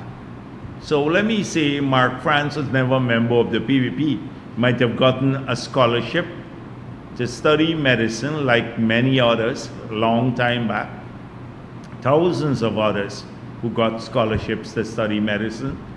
But if he turned out to be crooked, it's not our fault. But it seems as though you almost have to have or be engaged in some form of crookery now as a qualifying thing for the new political parties that are being formed.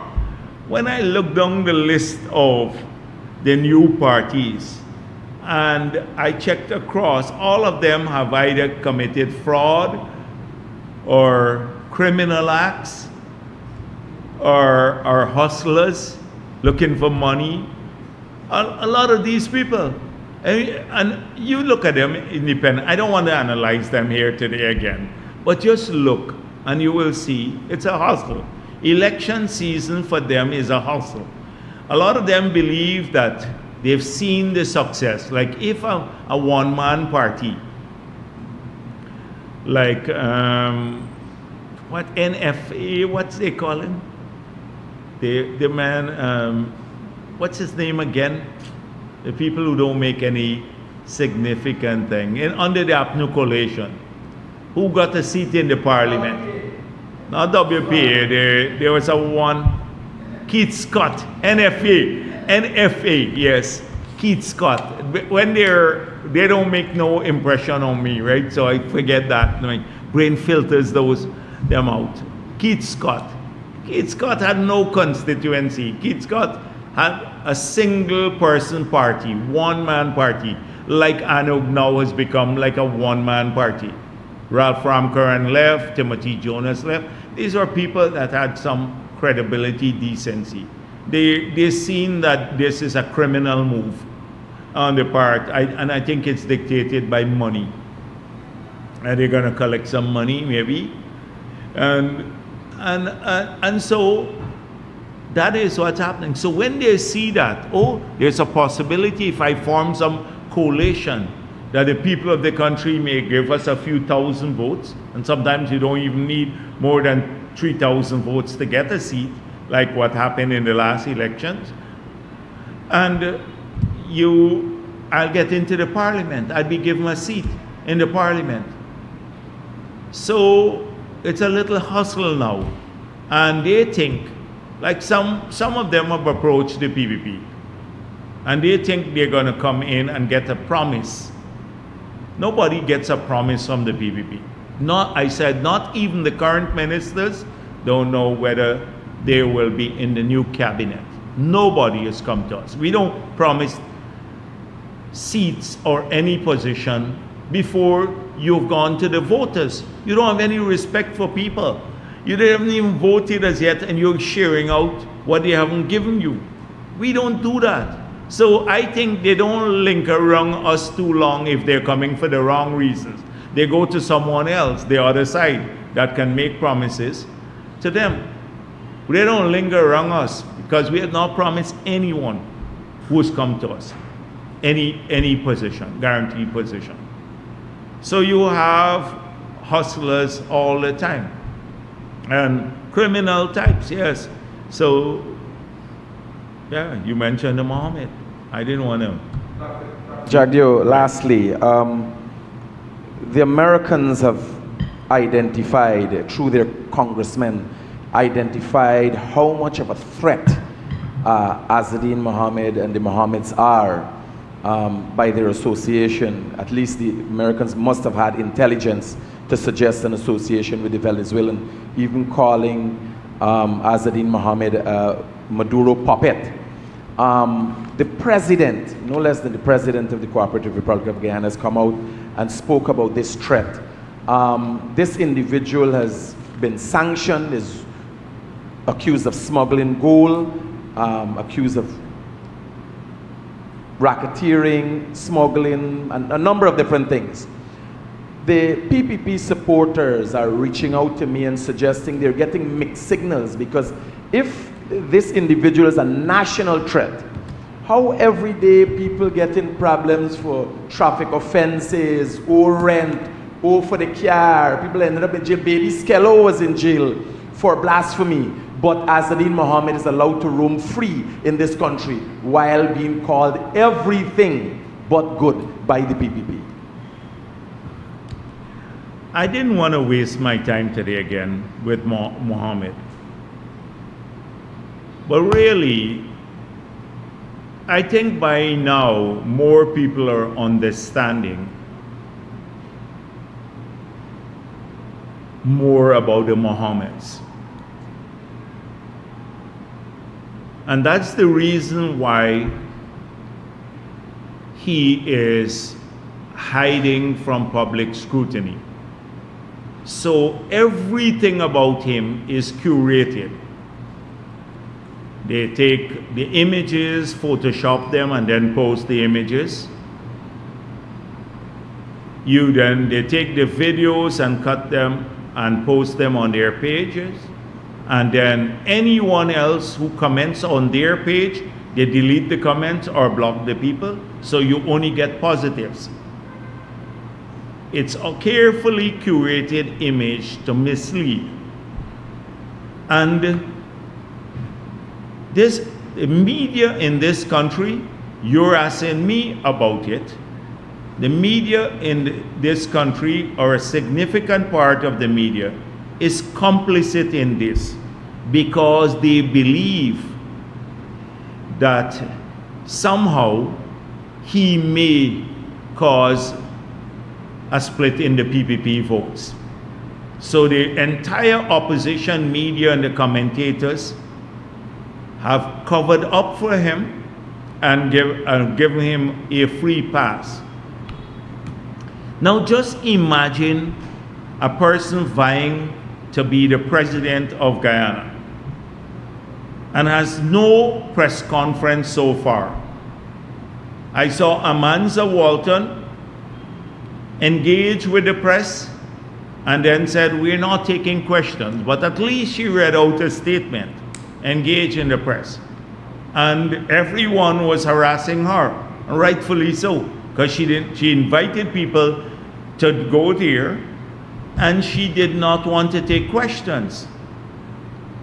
And they were critical, Nazima Raghubir and everybody of Amanza. And you know my views on Amanza and the others. So I no love is lost there. So, because she believes Indo-Guyanese are mentally lazy. And she's linked up with two parties who share that sentiment. You know where that's coming from. But at least she held a press conference, and they were critical, acting on like getting on a high horse, the media. And this guy is running a campaign for months now and wouldn't even face the press once. And he gets a free pass. But then they carry all these positive stories about him, downplay every negative and carry positive stories. Would not ever sit at one engagement for 20 minutes. He says I rant for 2 hours and all of that, the usual APNU line he carries. But wouldn't sit down for 20 minutes and answer questions. So you see now, and you know why. And you know why. Ian Allen, who was invited by him to go and cover his visit, he didn't invite Guyanese media. He invited a Trinidadian media man to go and meet him behind some mountain, well, meaning in a far off place, in one of the riverine areas, hoping he could get another curated appearance and get coverage, because Ian Allen has brought coverage around the Caribbean. Went there, and it started off well. And then the guy asked him some questions. He said, but how are you going to run the country if you're sanctioned? So, no, the first question was, what about the sanctions? And he said, they're removing the sanctions soon, which is a major lie. He has no clue. In fact, long before its removal, they may fetch him. But that's a different story. So he says that. He says, how is that so? I've hired lawyers to get that done. But I can't tell you the name of the lawyers. Imagine if we were to say that. Everybody would say, you're crazy. So he lives in a different world. The guy said, what about the gold that you're smuggling? He said, I don't know about that. Listen to that. I don't know about that. So he thinks because he doesn't answer it, the sanction and the gold smuggling goes away. He doesn't know about that. And he was asked about how could you run a country if you're sanctioned. He said, Irfan Ali was sanctioned and Modi was sanctioned. No, but that's not true. Irfan Ali and Modi were never sanctioned. He is an OFAC sanctioned individual. You can't do business with him if you're a United States citizen, and any other citizen of any other country in the world can face law enforcement action and sanctions if they do business with him. That's in the OFAC release. Irfan Ali and Modi were never sanctioned. Even if you don't get a visa, that's a different form of sanction. That's not OFAC. OFAC sanction is Treasury. It's one of the highest. It's selected from only a few people around the world. This is one of the highest levels of sanction when you're sanctioned by the United States Treasury Department. The thing is that immediately, once you get sanctioned here, you can bring, if the country continues to engage with you, you get sanctioned. That's why we've had to shut down all of the engagements with him. They lost their cabotage and everything else, the vessels that they were moving, I think, stone with. And then the cambio license was taken away. Imagine if we didn't take away the cambio license, and they could continue buying US currency and trading that. You know what will happen? The country will be sanctioned. That means you, critic, can't use your credit card. You can't make a purchase online because we don't lose correspondent relations with the US banks. We can't settle any payment with US entities, with Visa or MasterCard or whatever else. You're done. You shut down the country and our payment system. That is what was at stake. But no, they're offended. The PPP should have protected them. Look at the big bad PPP. After we get sanctioned, look how they treated us badly. They took away our cambio license. They took away our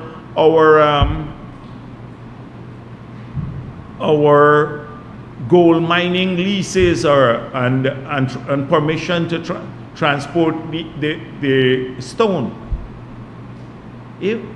So they wanted us to continue operating with them as per normal, as though they were not sanctioned. So it wasn't, the fallacy of it all is that the PPP is opposed to them and took away all of these things because he is running and poses a threat to the PPP. Long before he even announced he had the intention to run, we had to take away these things from him. But we're not going to, because of perceived closeness, he perceived he was close to us, that we're going to put this country at risk. So it has nothing to do with victimization, because they're trying to paint this picture that they're being victimized by PPP because he's running for president. None of that. He went quietly to the interior saying to the Amerindian communities, the PPP sanctioned him. It wasn't the PPP that sanctioned him. It was the US government, because if he says US government, then the Amerindian community or a couple of people in these areas would say, really? But the PPP sanctioned me because I'm running for president. We didn't sanction him. So let me go back to the Reuters story. The Reuters article was in 2003. No, not 2003. Yes, it was 1 year before. They were sanctioned in 2024. June of 2024, the Reuters article was April of 2003, I think. Huh? And now 2023. What am I saying, 2023? Yes, it's the lack of sleep is getting to me. So the 2023, over 1 year before they were sanctioned. 1 year before. Listen to what Reuters said. Reuters said, we have verified information that several departments within the United States of America are investigating the Mohammeds for drug smuggling from Colombia, money laundering for Russian mafias, and 3, gold smuggling. They further said, we are aware that Treasury is contemplating sanctioning them. So anybody could write, but this is a major agency, international agency, in the largest news service in the world. They don't publish a story without getting their sources. They said, our sources are that the Treasury is contemplating sanction. So a year later, the Treasury actually did sanction them. So the information was valid. And they only sanctioned so far because of the gold smuggling. Doesn't mean that the other aspects of that Reuters story has disappeared. The drug smuggling part and the laundering of money for Russian mafia. So we have to see how that plays out, because the investigation started a long time back. They said they were looking at them even under the APNU period. They were looking at them since under APNU period, the US government was. So this is going to play out. We didn't accuse him of that. It's a Reuters did, and Reuters showed enormous credibility when they said he's going to be sanctioned. We think he's going to be sanctioned, and then the Treasury a year later sanctioned him. So that is a very important metric to look at. This is just the beginning of their problem. The vehicle is another matter. And the vehicle just shows how he is a pathological liar.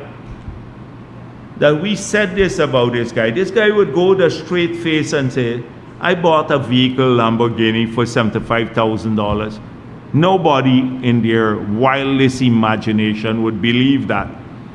And sticks with the lie in the face of the US government sending us the invoice for what he paid for. The US knows the company, they talk to them. And that's going to play out in court eventually. This is the man who said that he inadvertently mentioned jaguar when it was a leopard. Now you got to be really stupid to see a leopard and think it's a jaguar. But he gets away with the lie. But as I said before, it doesn't matter. Jaguar, leopard, or a big cat. It doesn't care. We don't care too much in the PP. That's a matter for Jacob. But just to show you how he lies. He said the PPP sanction. He's telling the people there. 2, that was always a leopard, not a jaguar. Although he said it openly, posted it. Okay. Doesn't this tell you something about him? He lied on the Lamborghini. He lies about the 10,000 kilogram. He said, that's a lot of gold. It's very heavy. How would you walk through the airport with it? The people didn't say you walk through the airport. They said you smuggled the gold. That's the explanation. And it goes, the media here throwing back. All the time they throw back. Yeah, he gets no question. And incoherent. Every time the guy asks him a question, I look at little snippets of the Allen thing, he's whispering. And then when he couldn't handle the question, he called his people to run off the reporter, to harass the people. And Primus came up and said, how could you ask him this question? The Primus showed up there bullying the man. Yeah. That's right. He has handled as bully. You can't ask him. He surrounded himself with, she's worried.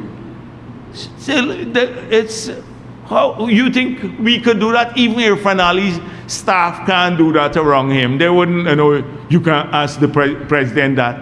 How could you ask the man that hard question? That's what, something like that. She was saying, you can't ask the man that question. Reporters can ask anybody anything if they want. He could choose not to answer. It's too hard a question for him. They curate everything. So this is what is the problem. It's this fallacy that he and on I don't even talk about his policies, etc. The man, uncle, his family said he's unfit. His uncles, his whole family said he's unfit. He a novice and what he has nothing. Yeah, well, all of that, but he's clueless. They said he doesn't know anything. He doesn't have any competence. I would be a little embarrassed if my family said that about me. I'd be a lot embarrassed if my own blood family said I'm useless. You know, Apnu says it all the time, but at least, you know, Norton is my friend, yes. So I'm going to, so the recent thing too about, anyhow, let's go on. Let's go to Dennis. Yeah, yes. let me do it. Dennis, Mr. Jagdeo, could you say what answers have government received from the police force and the Guyana Revenue Authority about the complicity of their staff, or alleged complicity, in the matters concerning Mr. Mohammed and Ms. Thomas in relation to the OFAC sanctions? And secondly, for your party, what was the value of the Guyana government hired U.S. lobbying firm persuading at least 2 members of the U.S. Congress expressing concern that an OFAC sanctioned man could undermine Guyana's democracy? So first of all, it is the government that hired the lobbying firm.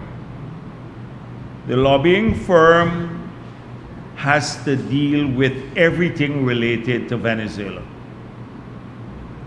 They have enormous contacts and access to information in the United States of America. APNU was saying that we're not paying serious attention to the Venezuelan border issue. We don't do enough publicity-wise, and I've had to deal with that matter here. But the United States of America is very important in the defense of our territorial integrity and sovereignty, their support. Venezuela and others, they constantly, through lobbyists, paid or unpaid, or through third parties, try to influence U.S. policymakers in relation to the border matter. They spread, like the APNU dossier falsely, information about the history of the border issue. They tried to make it look like the United States government was historically supportive of them on the border issue, because when the arbitration was held, no, the U.S. had a strong influence there. We believe that the lobbying firm, because of their connection in the U.S. government and and their presence, this is a major firm to help to fight off Venezuela's threat. They see more than what we have seen. They don't share everything with us, the law firm. They were paid to help us to make sure that Venezuelan policymakers are there. You've had a long-standing issue of Venezuela and bypassing sanctions through the gold smuggling, and some of it was coming through Guyana. Smuggling of Venezuelan gold through Guyana. That there were generals in Venezuela who were complicit with individuals here who were the conduit to getting Venezuelan gold in that period, not now, but in the past, who were getting the gold out through it being sold from Guyana, through individuals in Guyana. You do the maths. I'm not going to say it. You do the maths. And that's, so when they speak about things, when a US congressman says anything, a lobbyist can tell them anything, but a lobbyist have info too. A lobbyist can tell you anything like a policymaker, and that's lawful in the US. They file it and it's open. So the reason they did that is they know it's filed publicly, not that APNU discovered this or the Mohammed discovered this or someone else discovered this. It is in public document like FARA. The FARA, they file what they send to the congressmen. And they filed all of this, the suggested tweets. But people know what they are talking about. To think that the US congressmen only listen to lobbyists, they have staff. They get intelligence briefing.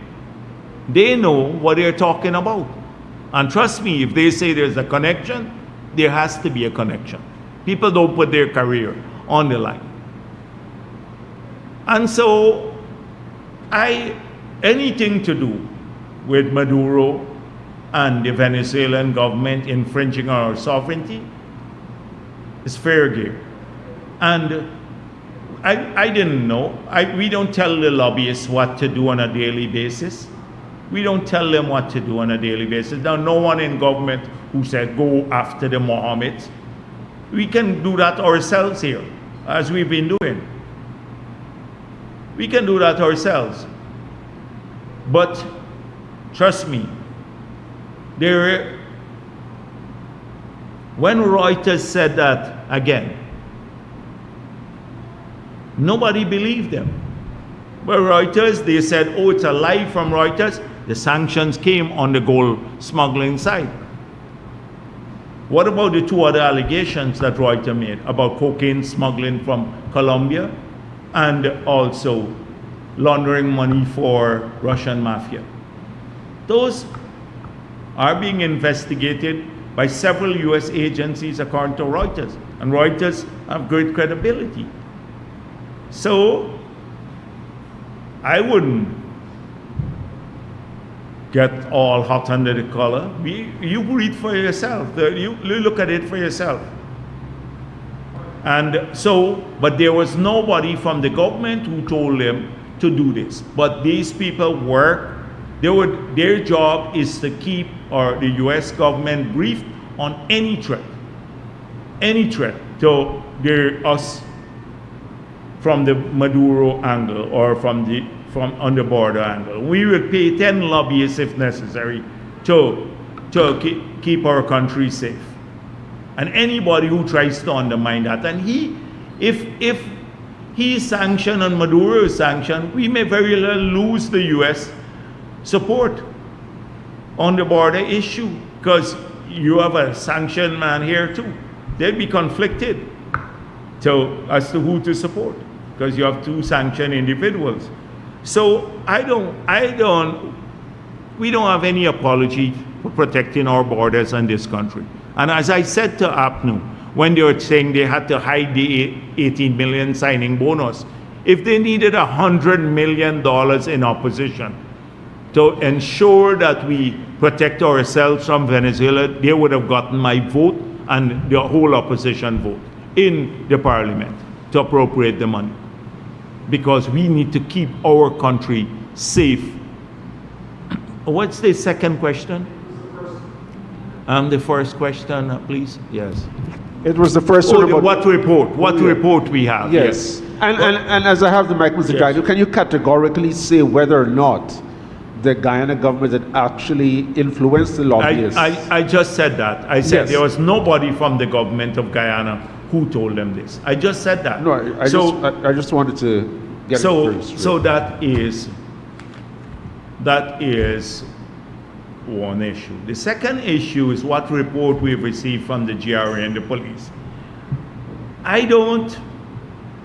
So this guy whole campaign is about he's a victim.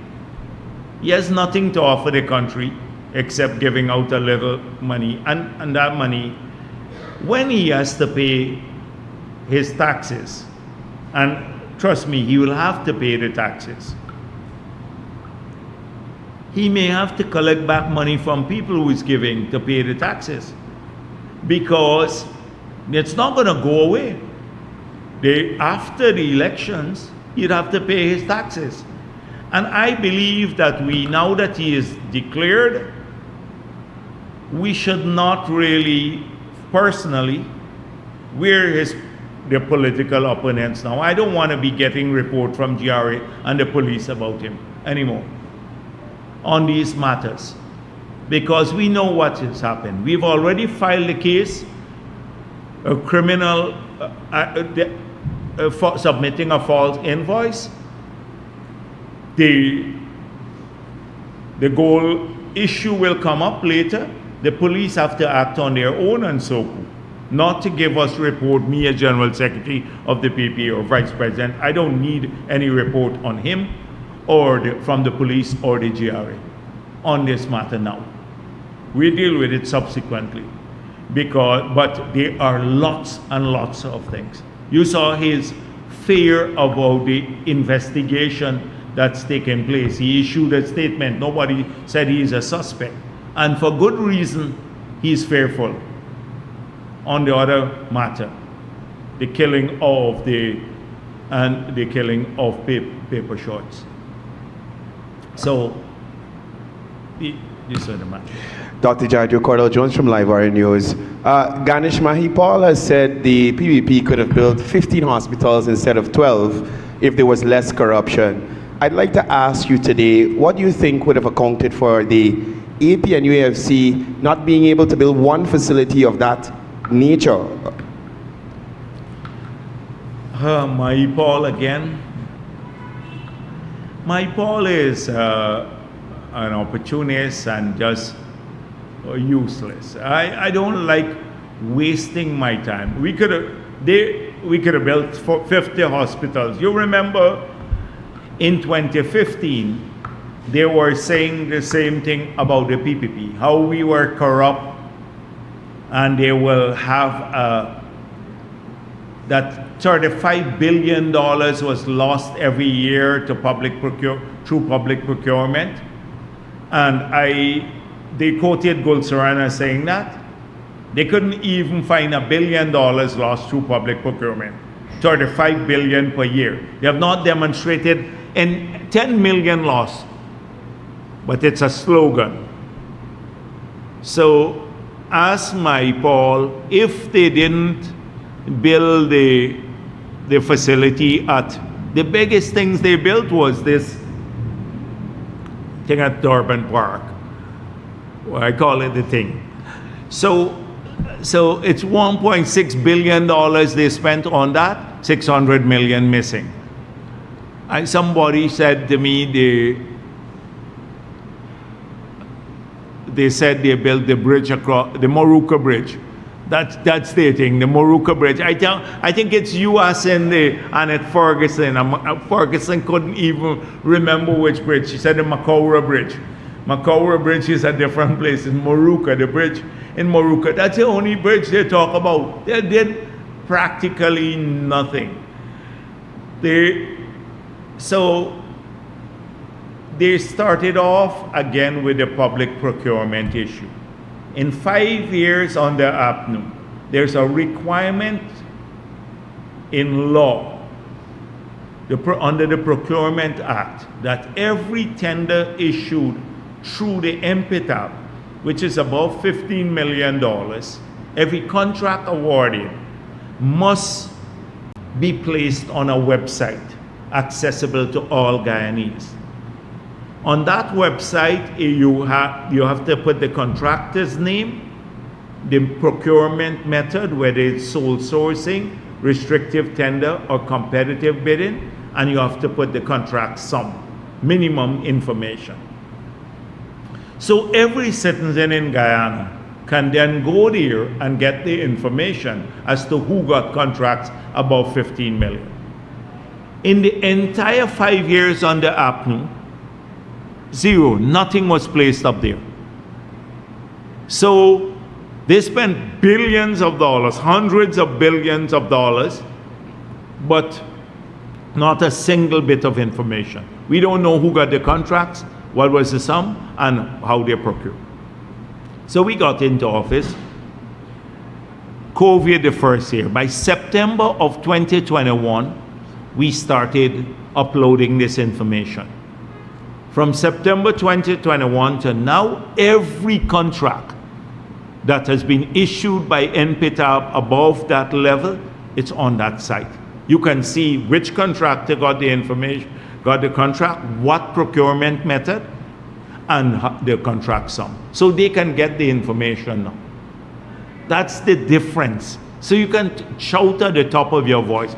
Remember how many forensic audits they did?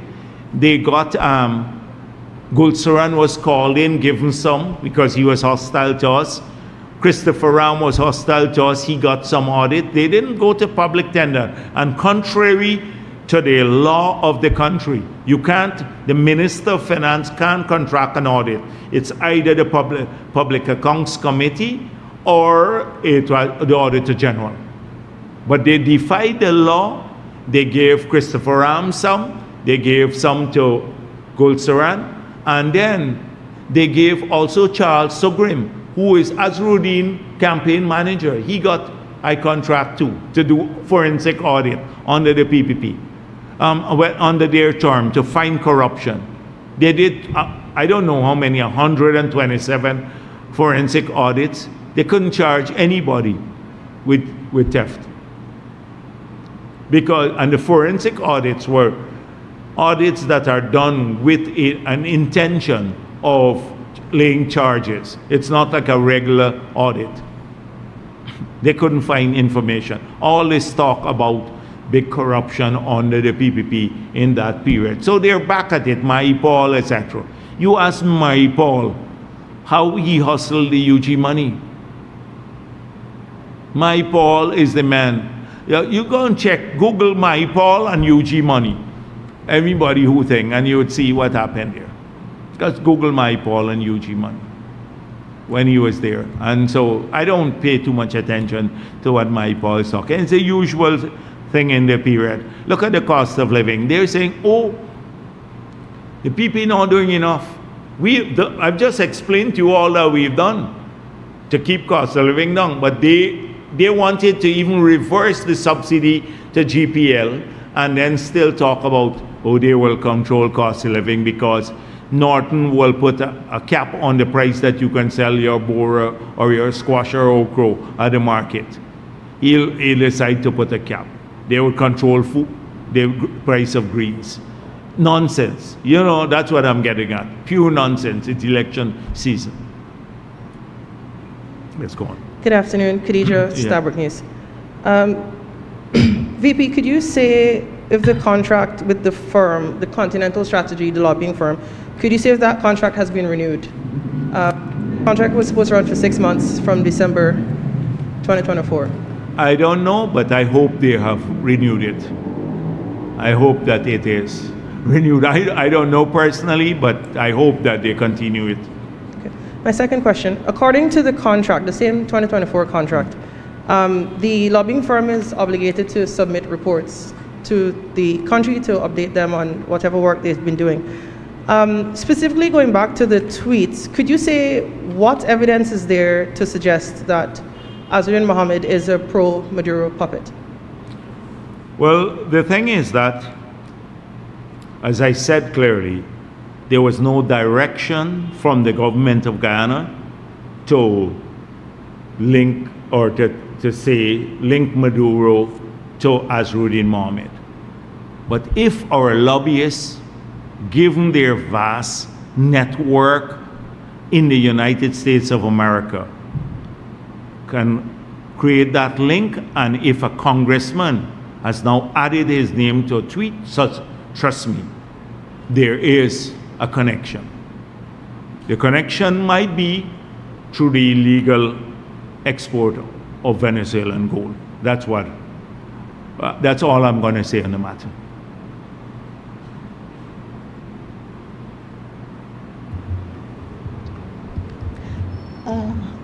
Marcel Thomas, Starbuck News.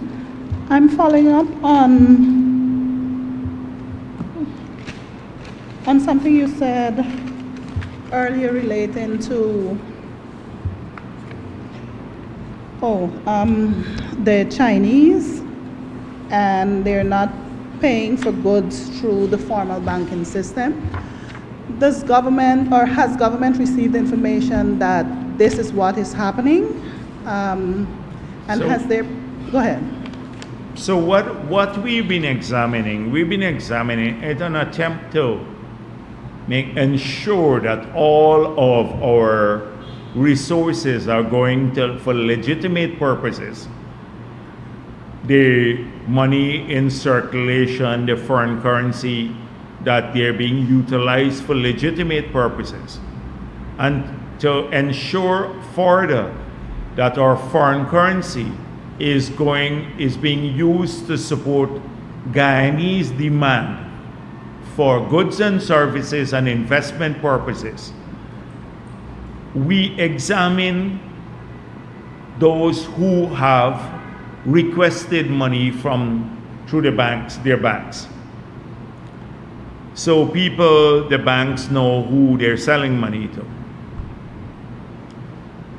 And in the request for purchase of resources from the bank, we do not see a number of companies that are doing business here,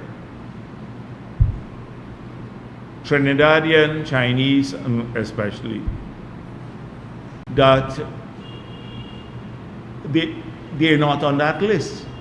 So clearly, they're either getting the goods supplied by someone and selling for them, another big person who's importing the goods, who may be on the formal system, or, as we've heard, people are buying up gold and exporting. You know, there were some things in relation to that, and we caught some individuals, they're charged, a Chinese ring here that was doing this. Or thirdly, they are buying the currency and then utilizing the currency to pay for these goods. That's why, from the currency perspective, that's in the open market, they're buying that at a premium. So all of this is being examined by both GRA and the security services. So we have to examine all of this, not because we're targeting anyone, but because our duty is to ensure that the resources in our financial system in Guyana are being used for legitimate purposes and to support Guyanese growth and Guyanese business, mainly. My substantive question is on the Linseka and CH split. Member of Parliament David Patterson has raised a number of questions as it relates to the impact of this separation of companies, and has asked government to address them publicly. Will government be doing that? That's one. I saw this story, and I saw you reflected accurately the report that was given to you. And so you would ask me several questions in writing, and I got a report from the people who are managing the project. So they're still sticking with the timeline of mid-next year. These are the people who are in charge of the project from our side, because we've stepped back quite a while now because we're engaged in other issues. That's one. So they're still sticking with that timeline. We've been hearing about the breakup of the consortium, and we're told that this is to facilitate, because they have internal disputes, to facilitate the completion of the project by that deadline. That would allow them to accelerate work, because it seems as though the internal wrangling between the company is affecting the pace of implementation of the project. So I'm told that it's a positive thing that is happening, but the technical people have to examine that. That's the second point. The third point I gave you, and you reflected it here accurately in the Starbuck News story that they gave me and I shared with you, is where they are in terms of piling, how many piles, what stage they are with the equipment, what will go in soon in these places. So they told us all about this. So that is where we are at this stage. So we've shared the information about the civil works that are ongoing, the completion time. You know, we're gone to arbitration on some of the issues, and we believe that the company, their proposal to split, for want of a better word, is to ensure faster movement on the project. A follow-up to that would be on the loan taken by government from Exim, US Exim. Yeah. Given that it's this contractor, the consortium that was chosen, how does it impact that loan now that you have one of the partners pulling out? No, because it still remains US company. So it will not impact the loan. It will not impact the loan. It's to the project.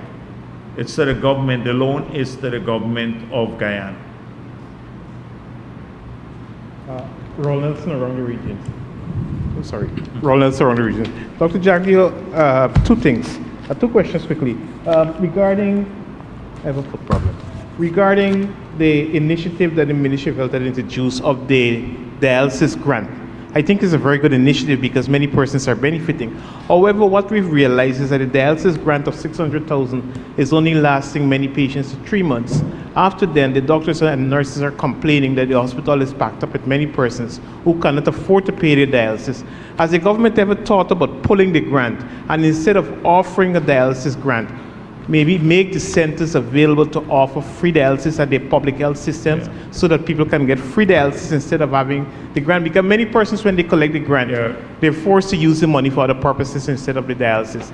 And with many persons can't afford NIS, it will be cheaper that way.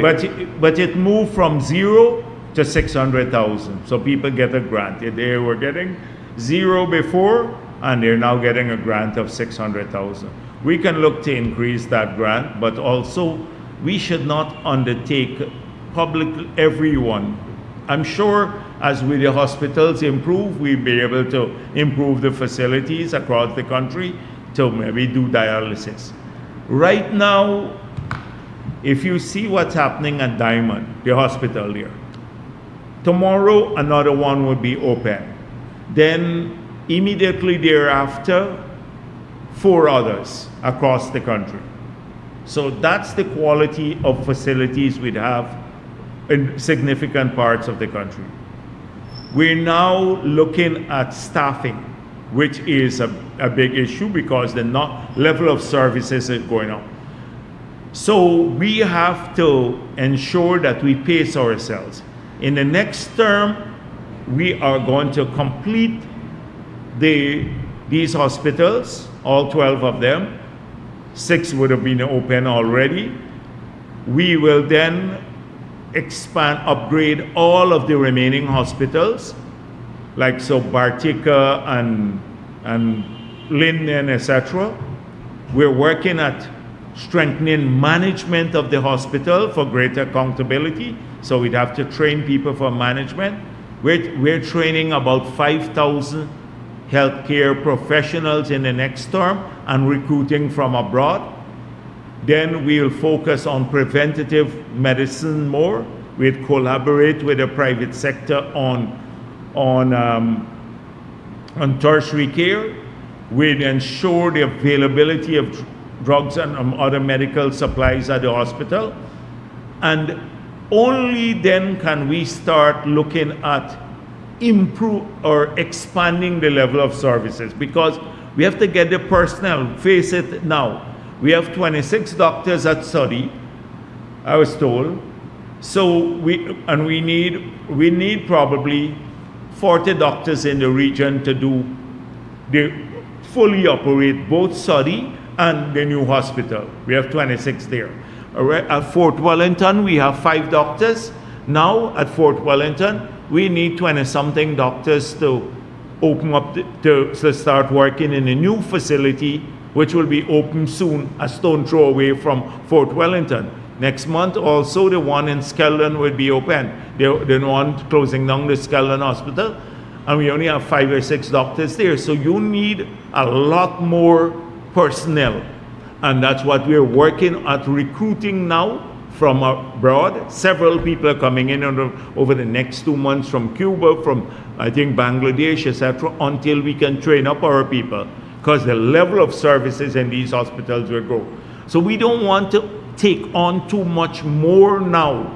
It's better to give people some money where they can go to different places than to take on new levels of services until we get the personnel to run this. And we are realistic about it. We're realistic about it, you know, so we can't manufacture these doctors and nurses overnight. We're going to increase the pay, so more of our people would be there, would want to go into the profession. We'll train more people. But given the revolutionary changes in the sector and the level of services to world-class healthcare, we have a lot more to do in terms of personnel training and other things. So we've mapped out the plan for the next 5 years, what we're going to do in these sectors, in this sector. So including dialysis and a lot more on other types of services, like a lot of tertiary care services. Okay, my second question, Doc, regarding the issue of, I know when you took office in 2020, you were passionate over the NISIL land deal situation. You had made a commitment that those ordinary Guyanese who had bought land from NISIL would have gotten their transport, their land title. It is 5 years now, they have not gotten it. When persons are calling NISIL, they're saying that they have to check with the finance minister. What is the status now of those persons who've paid off for their land but still have not received their land from NISIL? Yeah, but you know, until now we are busy trying to get back their land. A lot of people in like Wales, for example, you have the lands are needed for housing.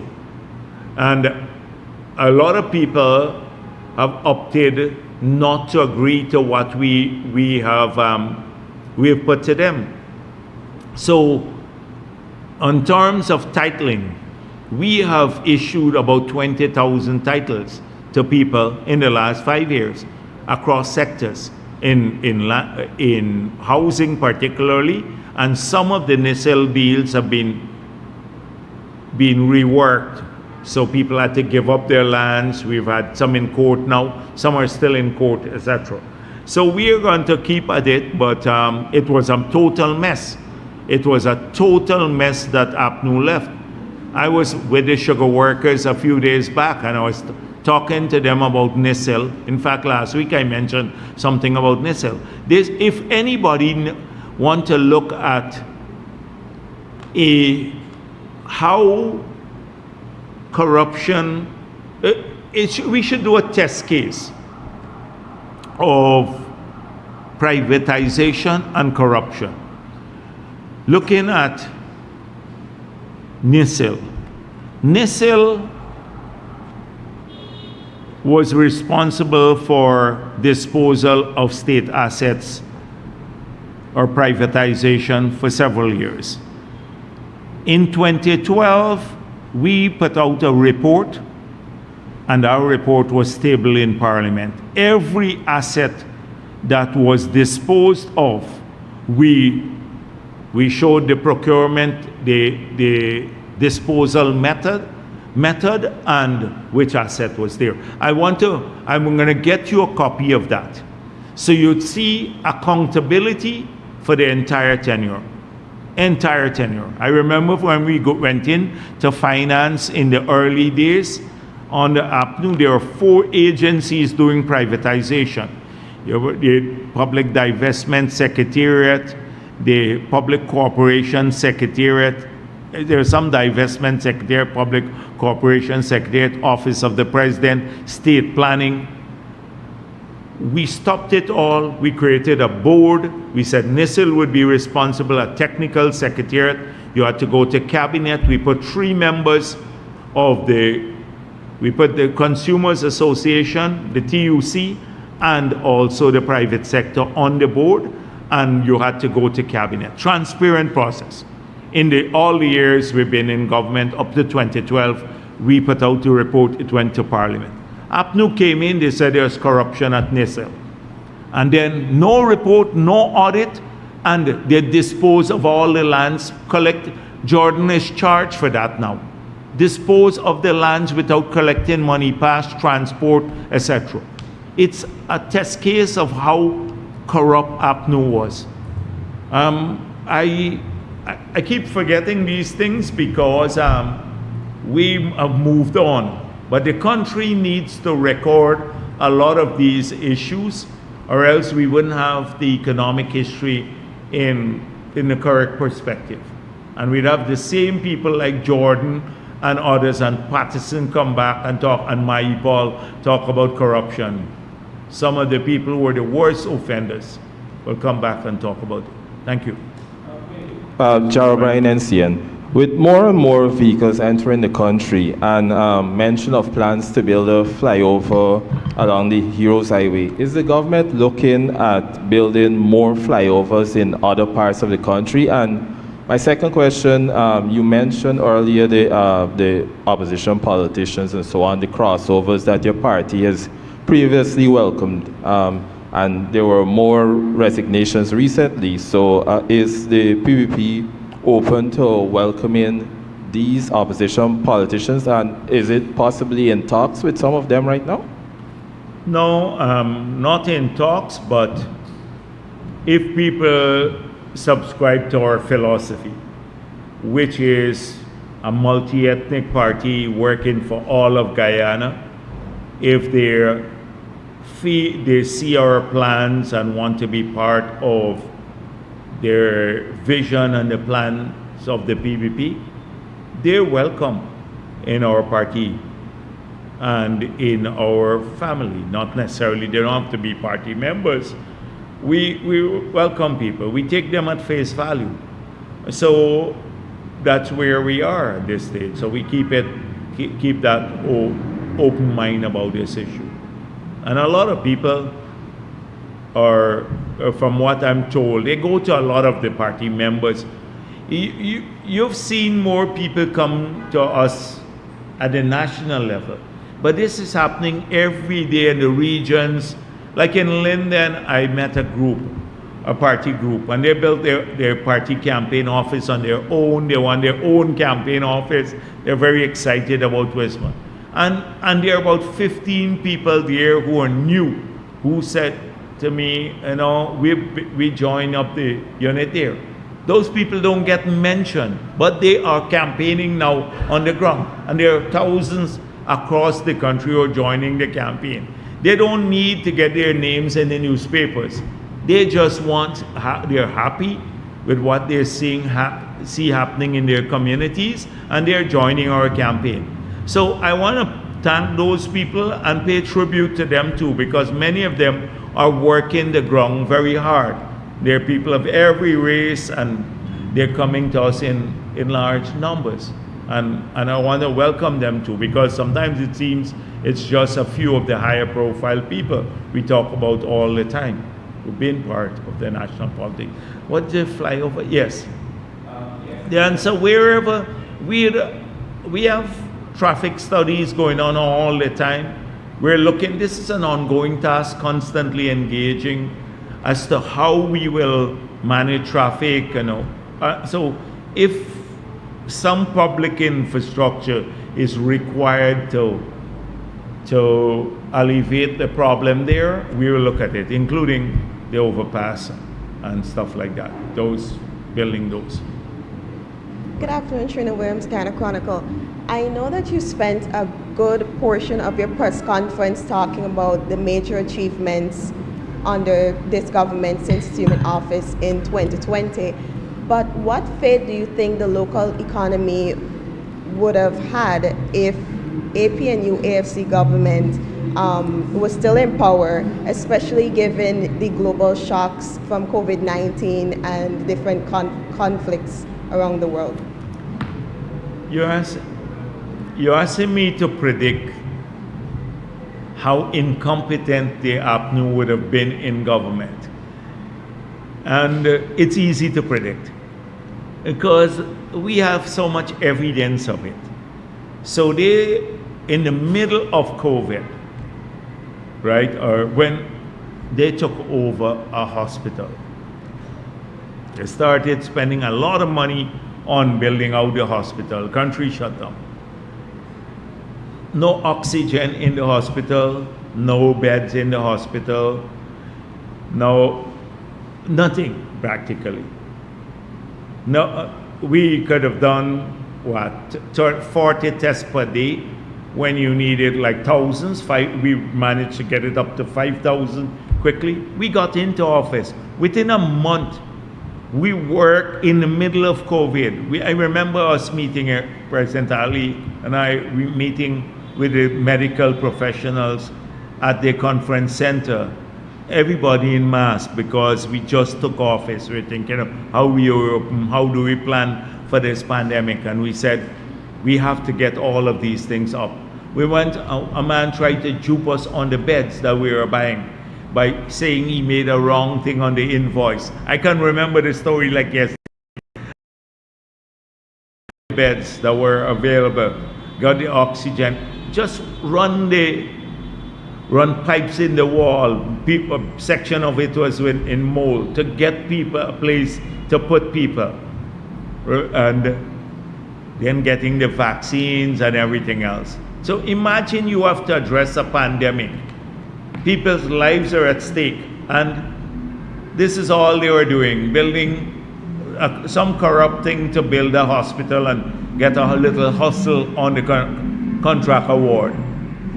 We would have had a disaster with APNU in power. You remember then they were saying, oh, we shouldn't buy the vaccine, the Russian vaccine is bad. Everybody around the world trying to get vaccines, and they were examining the efficacy of which vaccine was best, would be best suitable for Ghana. You couldn't get any vaccine globally.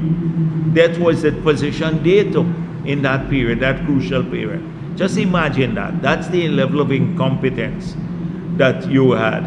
The productive sectors had already started falling apart. Mining, because of the taxes.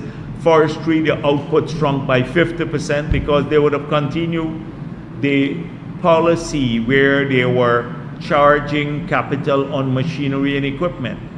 If you were, farming would have been killed because they put a tax on fertilizer, pesticide, land rental charges, water charges. Those, agriculture is often a marginal activity. If you layer it up with all of these costs, nothing would have happened. Look at what we did. We removed all of those. We started investing back in the D&I, in farm-to-market roads that they had practically cut down from the budget. We started helping farmers with better seeds and a whole range, some free fertilizer. They started getting back the productive sector up. The last crop, the biggest crop ever in the history of the country. That sort of thing. It was an engagement. Think about APNU and the hotels. You probably wouldn't have had a single hotel built because the day we got into, or a week after we got in, we were planning that already. We put out a tender, we worked with them, we created the incentive regime, met everyone and said, can we help with the land? I remember the hotel at the airport.